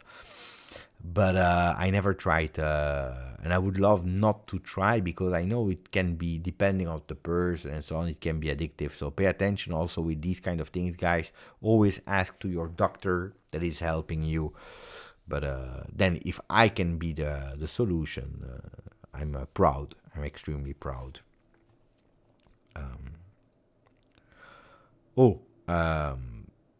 During the late night live, it's monotonous sometimes, but watching you in live, watch reaction is a whole different story. But of course, it's what time is it now? It's nearly 1 a.m. in the morning where I live. It's 1 a.m. in the morning, and then we go in discussion. It's a one-on-one with you, the chat. We speak about the ideas. We go with one topic. We put Felipe, what is his name there? Felipe Anderson. We put him on the thumbnail. It's 1 hour 34. We didn't even mention him yet. Will come, Felipe Anderson. No, we have to, Yildiz. We have to. And then, we go with, if I start speaking and screaming at 1 a.m., I go crazy, I go totally crazy. Oh, ragazzi, I will speak about Felipe Anderson and the reason why. Then we do like 15 more minutes, but first, 1 hour 30, I need to go to the bathroom. In the meanwhile, if you want to, don't forget, I will put it here. No, I'm pushing. Now I need to live from it. Now I am a content creator. So here, you see, football is the channel. Let's put it here. Go and subscribe. Otherwise, I will have to stop all my YouTube career if you don't support me. So support me. Go. You subscribe to the channel. I go to the bathroom. Then I come back. It's a really nice video. The last one I did about Dragujin, about Tottenham. And then after live, you go and watch it. Give me 3 minutes and I'm back. Then we speak about, what's his name? Felipe Anderson. Why and what not. And what Romeo Agresti told me earlier this afternoon. If you don't subscribe there, I don't tell you what he tells me. I come back. Give me 3 minutes.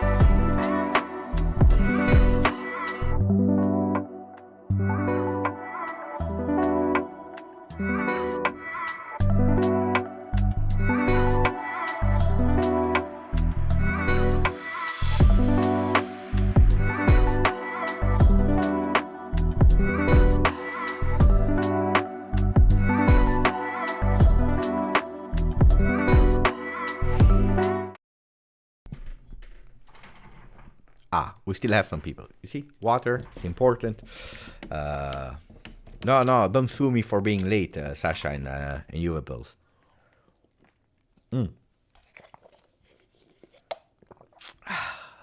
Wait.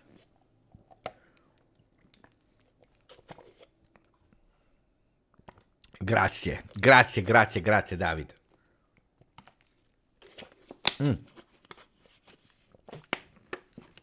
Felipe Anderson. I talked today with with Agresti. He told me, "Oh, Beppe, now it's serious. Huh? Now it's serious. It's not for the winter. That's important. Make a big difference. Not for the winter, but it's for possibly the summer. For what? Because in the summer it will be a free transfer. And it's not the first time that I see the name of Felipe Anderson. It's already a few weeks that sometimes I see the name. I had no logic why Juventus would go for him. Also because it's a player that is not really playing in a 3-5-2. It's more a player that is... He already played a few games as a second striker, but it's not really his role to play there. If we go to SofaScore, can we go to SofaScore? Felipe Anderson. Here. 30, so it's not the oldest of the players. The player that can play on the right wing. He can sometimes also play on the left, but right wing is his fav position. He's a player. Thomas is already going with, if we go for Felipe Anderson, it means that Chiesa is already sold. Look, Juventus, they want to do something in the next summer. This winter market, I already told you a lot of time in the video, Juventus, they took a decision.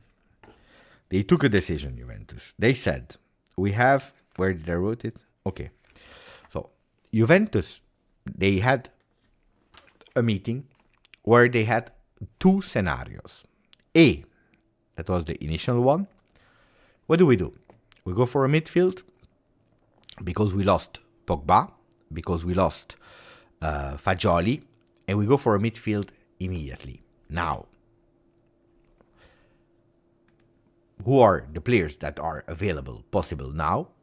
Højbjerg, Calvin Phillips. If Juventus really wanted, these players, they were already here. In La Continassa. Now, immediately. These players are available.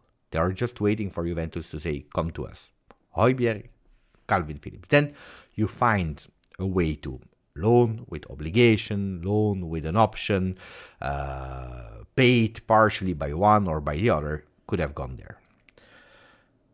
But then Juventus went for another alternative in that meeting. What do? A midfielder now to replace Fagioli and Pogba. We go for Phillips, we go for Højbjerg, or we go for what we really need in our team today in the midfield. What do we really need was the question. Well, we need a box-to-box. We don't need, and you know how much I admire Calvin Phillips, but for me, even if I love the player, I see no way to have him in our team today.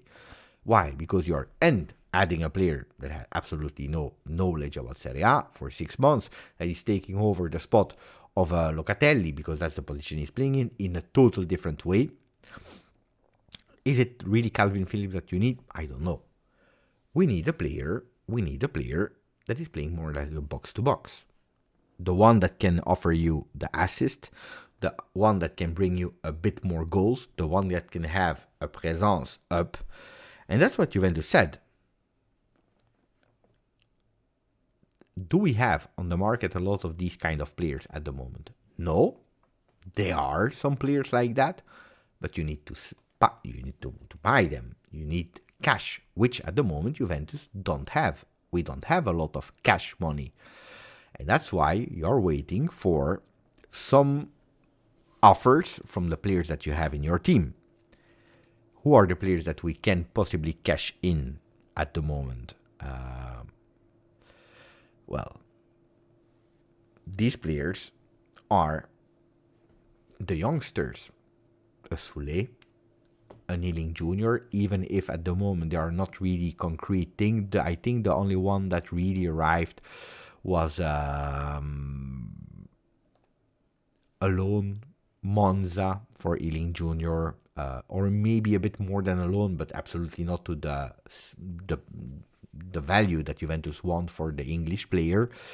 So at the moment, it's a bit difficult to cash in. So they are waiting for all the offers. Maybe I'm go crazy. A big offer for Vlahovic in January, and they take a decision, or for Kostic, or for Ealing, or for whoever. They are waiting for some big offers that can bring you money. But most of them are the youngsters. Juventus don't really want to sell all their youngsters. So Juventus is waiting. Do we really want to just go for a midfielder to replace Fagioli and Pogba like Phillips, like Højbjerg? No. Max is not convinced. We want to go for a box-to-box. But that box-to-box, we need financing. And how? By selling. So let's wait that some offers arrive during the winter mercato, and from that moment on, we check how many potential money we have to go for a player. The dream is Sudakov. The dream is Sudakov. I told you already two names since months now that Juventus was really interesting in immediately for the winter. Realistic names, because you are interested in so many players. Realistic players. One is Sudakov, I always told you, and another one is Kone from Mönchengladbach. Two players that Juventus really, if they can, they would do it. Because these two players are some people that can bring you something immediately. Sudakov and Kone. More Sudakov than Kone for the winter.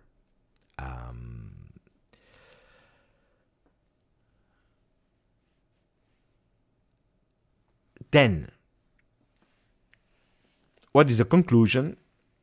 If we are convinced of the player and we can find the money to go for, then we go for it. Or otherwise, we stay as we are. We don't want player just to have a player to create confusion in the team. That's not what Juventus want. And then, I told you about the summer, Felipe Anderson could be a name. Could be a name that Juventus is thinking about. Why? Because Juventus, they want to reinforce themselves. I was making a few calculations in my head. How many players did we lose this summer? Let me check. If you know the answer or you know some names already, let me know. I'm checking here. This summer, we lost 20 players between loans and selling.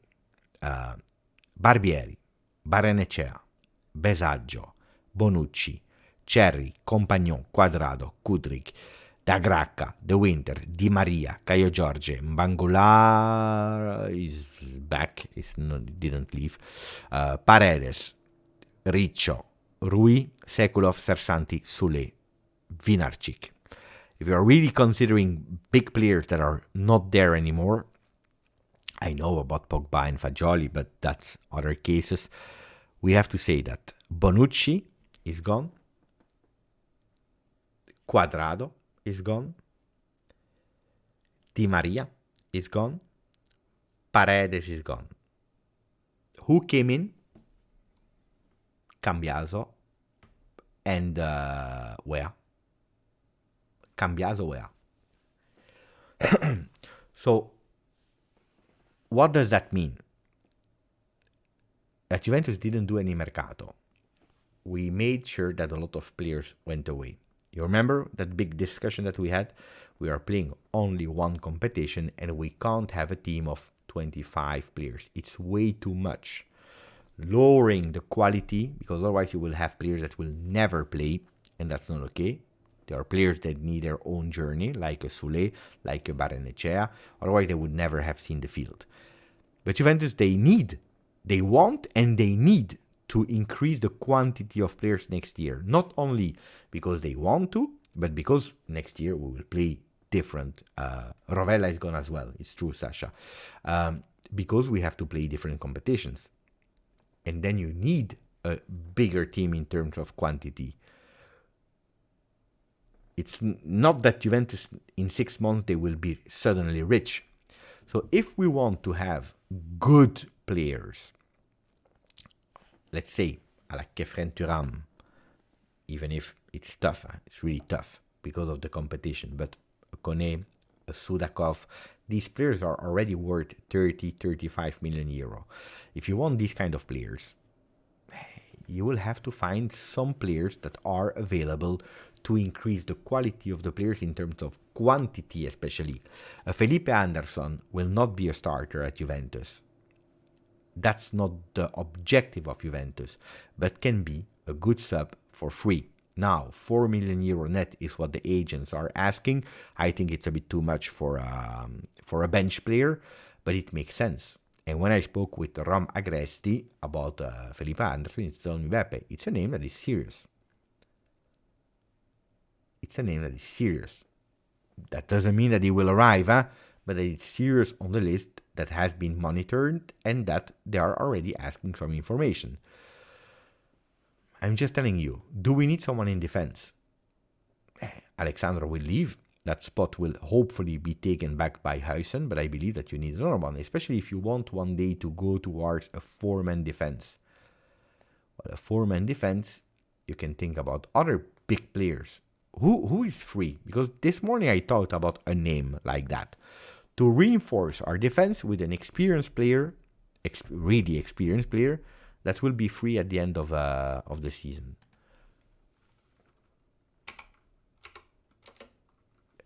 Give me a name.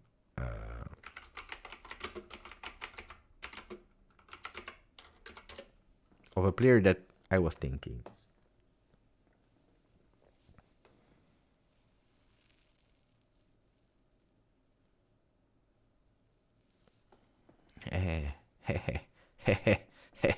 The people are writing it in the chat. No, not Bonucci. Bonucci, yeah, it would be, but no. This morning I was thinking, and who knows if Juve, they said suddenly, you know what, let's take Varane. That's what the name that I was looking this morning. Who knows? We take a player like Felipe Anderson, quantity, bench player, 30 years, he knows the league, doesn't need adaptation time.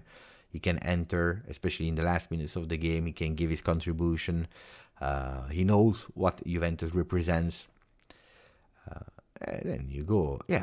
Buongiorno is a fantastic, beautiful center back, but he costs money. Hey, I checked the salary. It's huge at the moment. Annual average salary of £17 million, which is way too much for you. But if you can negotiate a bit with a few years of contract, let's say you give him, he's 30. Yeah? How old is he now? I think he's 30. Am I wrong? He's 30. In April, he will be 31.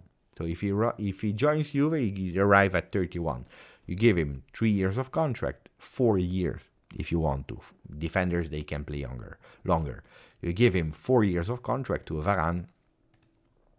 This is not a rumor that I heard. It's just Beppe that has nothing to do in his life. And he's thinking about, you see, if you want to become a content creator, you go. Tomorrow I do a video, Varane to Juve. And I start making a rumor out of nothing. No. That's not where I want to go with. But I could. I'm sure it would have a lot of views. But it would not be bad, if you can lower, of course, that salary. Because that salary is way too much. Mamma mia. It's a lot, You see? But anyway, Juventus next year, they will need to go for quality players for starting 11. And they will go also for quantity.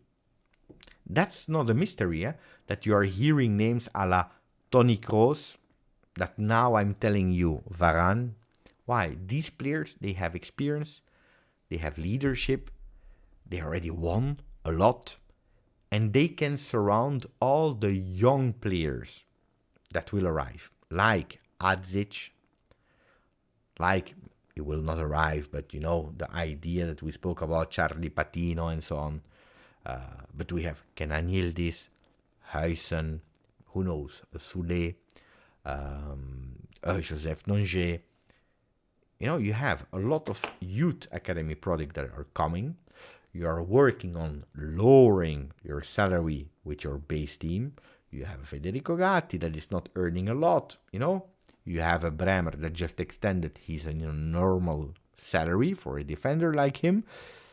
And then you can increase a bit with some experienced player a la Toni Kroos, a la Varane, a la Felipe Anderson. Would be ideas, huh? 3 players at the end.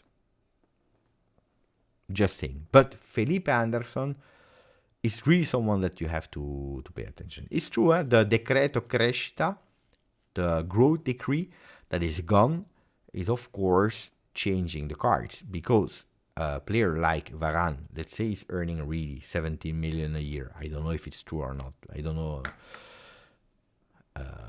Let's try to look. 340 weekly salary. Mamma mia. 340 weekly. How much does that do in 52 weeks? It's there. It's 17 million. It's a lot. Let's say even that. With tax. Yeah, it's true, because they are speaking with taxes. It's true. Thank you, AJ, for telling us. Because in Italy, we speak without taxes. Here, you're speaking with taxes. Anyway, it's still a lot, huh? But if it's, I don't know how much are the taxes in England. If it's 100% tax, you arrive at the salary, let's say 10 million euro. 10, yeah, probably 17 gross. So let's say 10 million euro is his salary at Manchester United today, which is too much for Juve. But if you can negotiate at the 7 million euro for Varane, it's still a lot, but he's a starter. Huh? Then you go towards a 4-man defense, because that's what you are trying to do. Huh? If you take a player like Varane, you're going towards a 4-man defense. It's true, Antonio. Varane is fantastic most of the time, but most of the time he's injured. It's true. It's also true. Would you go for Varane or not for free? Let's say at a reasonable salary that is still top, but let's say a 7 million euro net. That means 14 for Juve. Would you go for that? Wait, start a poll. Varane for free. Yes, no. Let's see. Of course. That's the other risk. 31 he will be. Injury prone. 4 million is... No, you can't. That's not enough. You can maybe, who knows, crazy enough, you can go to 6. But 4 is really low. Oh, people are saying no. You're not attracted by Varane.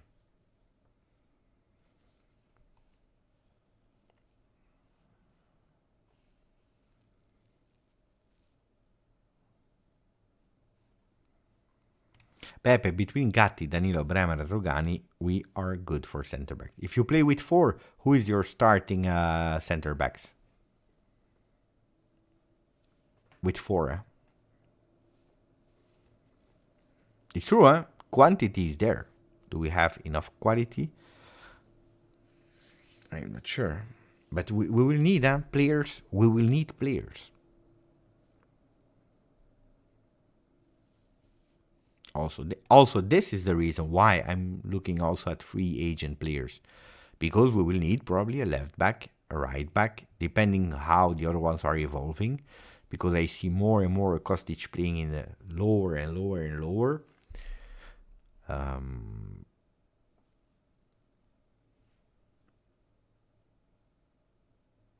We missed out. I don't think that we can describe it as we missed out. I think that Grimaldo made a conscious choice that is correct. He decided to go to Leverkusen, especially for Xabi Alonso. They are from the same national team. They are Spanish, both of them. They spoke. He convinced him. He played in a team with a way of playing. It's not that we missed out. It was a free player that made a conscious choice to go to Germany, to his coach Xabi. It's not always, guys, it's not always we missed out. Huh? Sometimes we are on a player, we are paying attention, and he decides to go somewhere else. At least you were there, you tried, you understood that the player was great. It's like Molina, for example, from Udinese that went to Atletico Madrid. He decided to go to Atletico Madrid. Yeah, Bayern Leverkusen is playing extremely well at the moment. Yeah. They are unbeaten since 23 games. They are offering a beautiful football. You know who we missed out? Was probably Boniface. There we missed out. Why? Because we were not speaking about him in the summer. And now there are some voices. Juventus potentially interested in Boniface, but now it's too late. Huh? Now it's too late. He just arrived there. He's doing fantastic. Boniface is a fantastic striker. Really great. And still a big margin to improve. I was listening to was one of his interviews, and he was saying, like last year when I was playing at Union Saint-Gilloise, when I was doing an okay performance and we were winning, I was satisfied. Where Xabi Alonso immediately told me, no, you can't be satisfied. You need to take that inner fighter in you. You need to awake the fighter in you to need to do better, more, to challenge yourself. Which is saying this year I'm really doing it, and I'm really seeing also the difference. And it's not, I had no doubt that he would have done really well in his next team. But now you see a player that is even challenging himself and doing better. And he said it, I feel even better now. That has always been my big question mark. I think that if today we are playing also a three-man defense, and if we didn't really go for left and right back this season, but we concentrated our the small money we had on a player on the wing like Weah, it's because I think that Bremer is a player that at Torino was doing that and is feeling much more comfortable in a three-man defense. Can he evolve in a four-man? Could be, but at the moment, no. Controversial take. Boniface only looks good because of the team. I think he will flop when he moves. I don't know, because I followed him, Sal Pacino. I followed him when he was playing already at Union Saint-Gilloise. I can tell you that it's a fantastic player. Then, yes, it's true. He played in first Belgian division with Union Saint-Gilloise. That is was a really offensive team that was building the game, that was always in possession. He's going to Leverkusen, that is exactly doing the same with a different style of play. But it's also a team that is going with a possession-based football. They have the ball. They try to play that beautiful, entertaining football, which Juventus do not have. So would he work perfectly in Juventus? That's a big question. In this Juventus, that's a big question mark. But about his qualities, I don't doubt, personally. Yeah?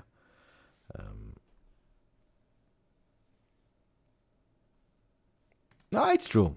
Mazraoui is not doing fantastically great. Huh?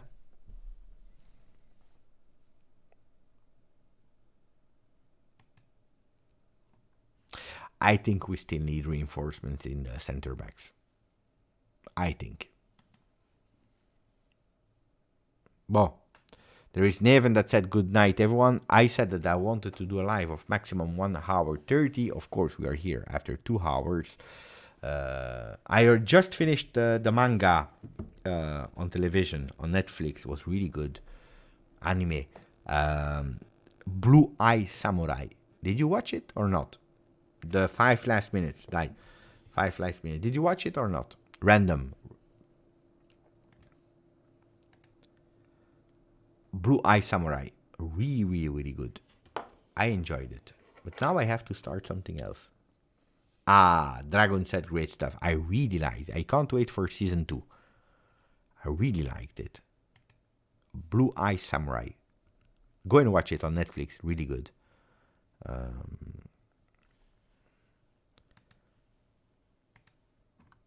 Is there something that you recommend me? Something more?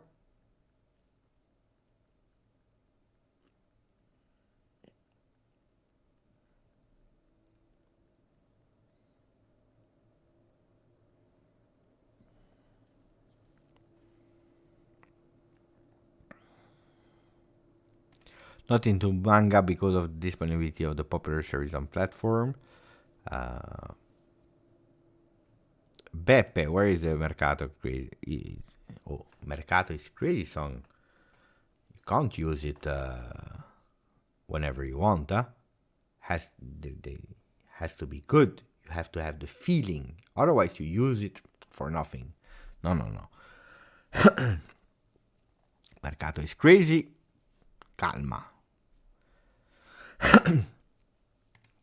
Christian watched it. Attack on... Yeah, I know. Attack on Titan yet. 86. But can I watch it somewhere? No, because I need something to watch. Because if I need to read in the evening, in the night, I like, that 30 minutes, 45 minutes where I can relax after the lives. There's a problem. Please, can you lower the background music on your videos? Much love, Beppe. Good night. I read that comment from someone. I think it's you, Madi, but I'm not sure. Is the music in the on what channel? On GJustjuve? Is the music too loud? Let me know, because when I'm watching on television, it doesn't. I barely hear it. When I watch it, it's true. With earphones, I hear it louder than on television. Well, I wake up at 8. Depends. If I bring my son to school, I wake up at 7:20. If I don't bring him to school, then I try 8:30. But of course, the last days I was a bit late because my son is on holiday, and because too late. I should wake up a bit earlier.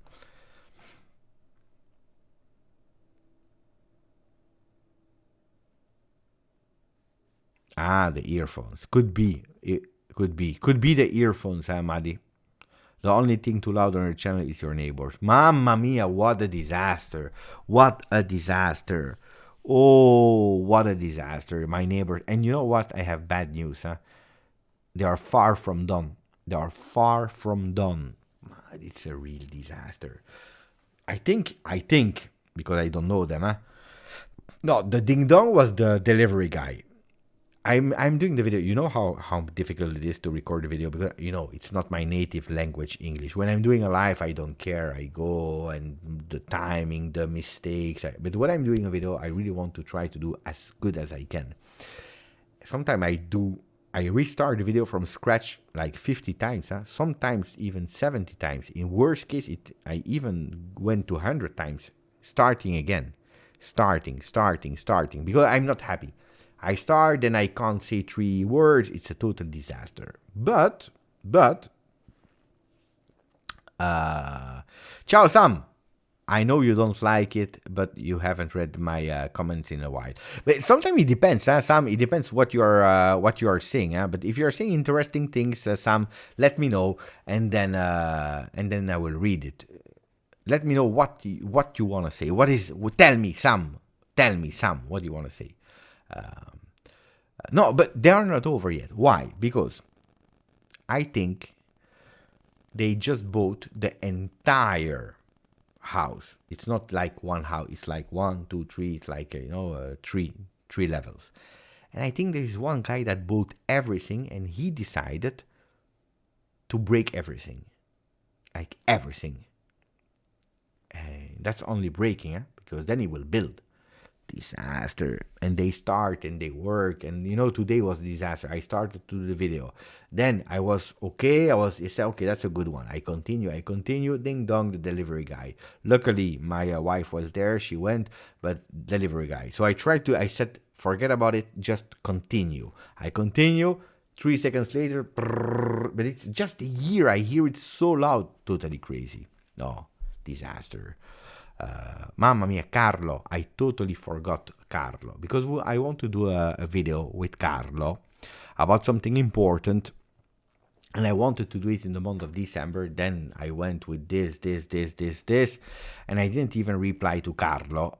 So I need to reply to Carlo as soon as possible. Tomorrow I will answer to Carlo, because I want to do a video with Carlo about something that is not football related, but that could help some people. So we need to do that with Carlo as soon as possible. My bad, Carlo, that I forgot with Christmas, with New Year. I couldn't. And now we go to bed. Huh? I'm starting to look to move. I will come next to you. Oh, come on. Then we do you can help me. So, Sam, I mostly just say hi. But since you offered, did we talk about tomorrow? Yeah, we did. Here. Oh, if you're late, that's on you. So what did we say for tomorrow? We said that we would play like... this to start the game. Cambiato Miretti, Heisen, Rugani, Gatti.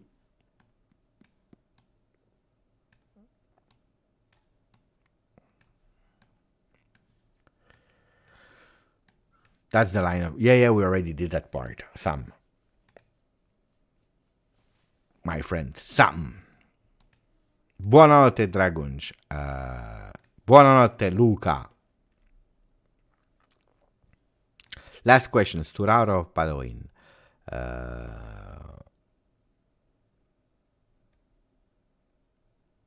Padoin, because he's still in the team. Because Padoin gave more. 5 seasons at Juve. Il talismano, the lucky charm, and he's even in the team now, in the technical staff. So Padoin. But risk. It's our player. It's not that you sell him tomorrow. Huh? Yeah, I think yes. No, it's every day you are asking the same questions. Podcast, guys. What do I do with podcast?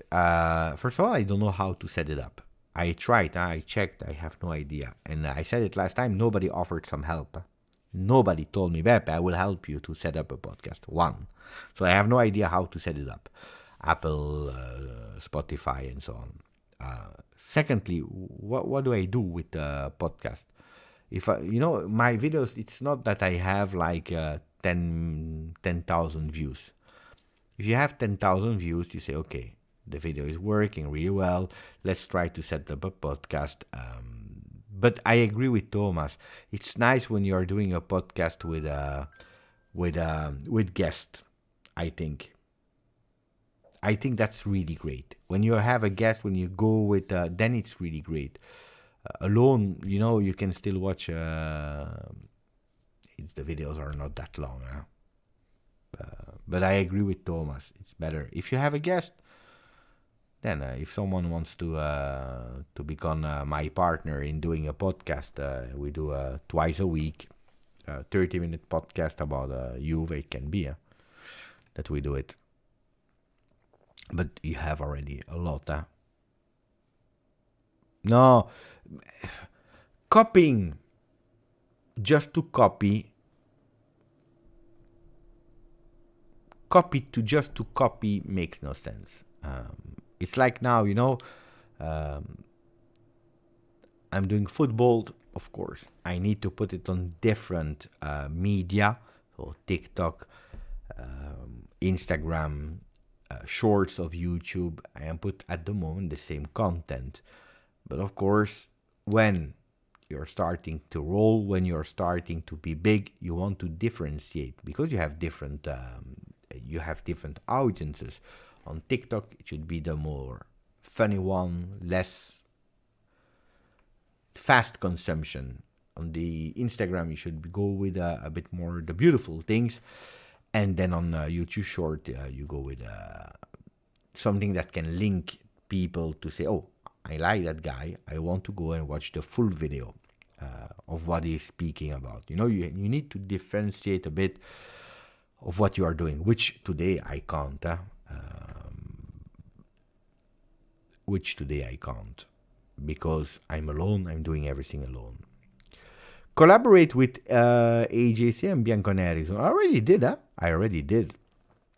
In the past, they have been also guests here on this channel. I went on their channel, so we already did it. Chiellostar, buonanotte guys and girls. I have a nice evening or middle of the night for Chiellostar. Buonanotte, my friend. And then live, I stopped during a lot of time. I think 2 months. I stopped the out of game lives. Why? Because I was doing because I can't stop talking. That's a format. If I want to continue to do live during the years, I need to manage my time, which I have always been a total disaster in all my career. Time management is a total disaster for me. Why? Because I love the passion, I can't stop, and then I go. Then tomorrow morning I'm tired, and then in the morning I'm So this is something I need to do better. If I want to do podcast, then I need to go shorter with these ones.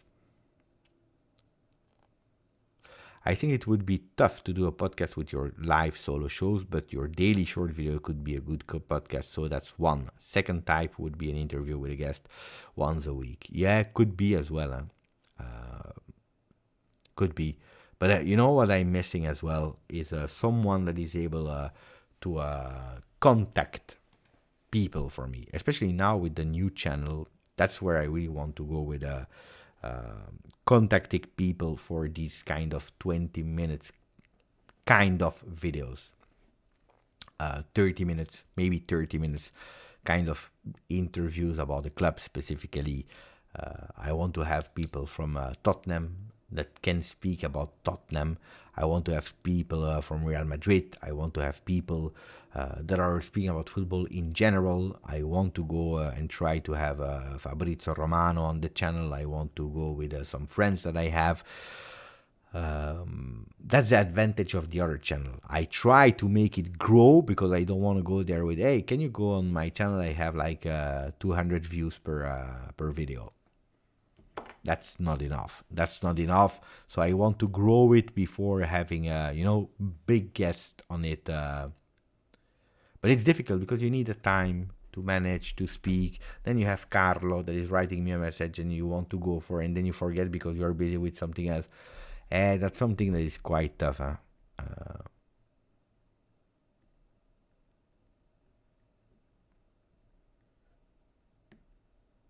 Gabriel, ciao Beppe. I will really say, as long as Sule is the starter in some way, I could do Felipe in a 2+1 year deal. Otherwise, I would say no, considering also the change to the formation. Sule, we don't know. Guys, we can't keep everyone. The money has to come from somewhere at a certain moment. Felipe Anderson is also playing on the right. You can't have Sule and Felipe Anderson and Chiesa and Kenan Yildiz and Keane and Milik and Vlahovic. Someone will leave to bring some money. Then who will it be? Question mark. Oh, ragazzi, 2 hours 17. Now I close really seriously. Buonanotte to Mari, to Gabriel Santiago, to David, to Eddie Canales, grande, mejor deseos para ti también.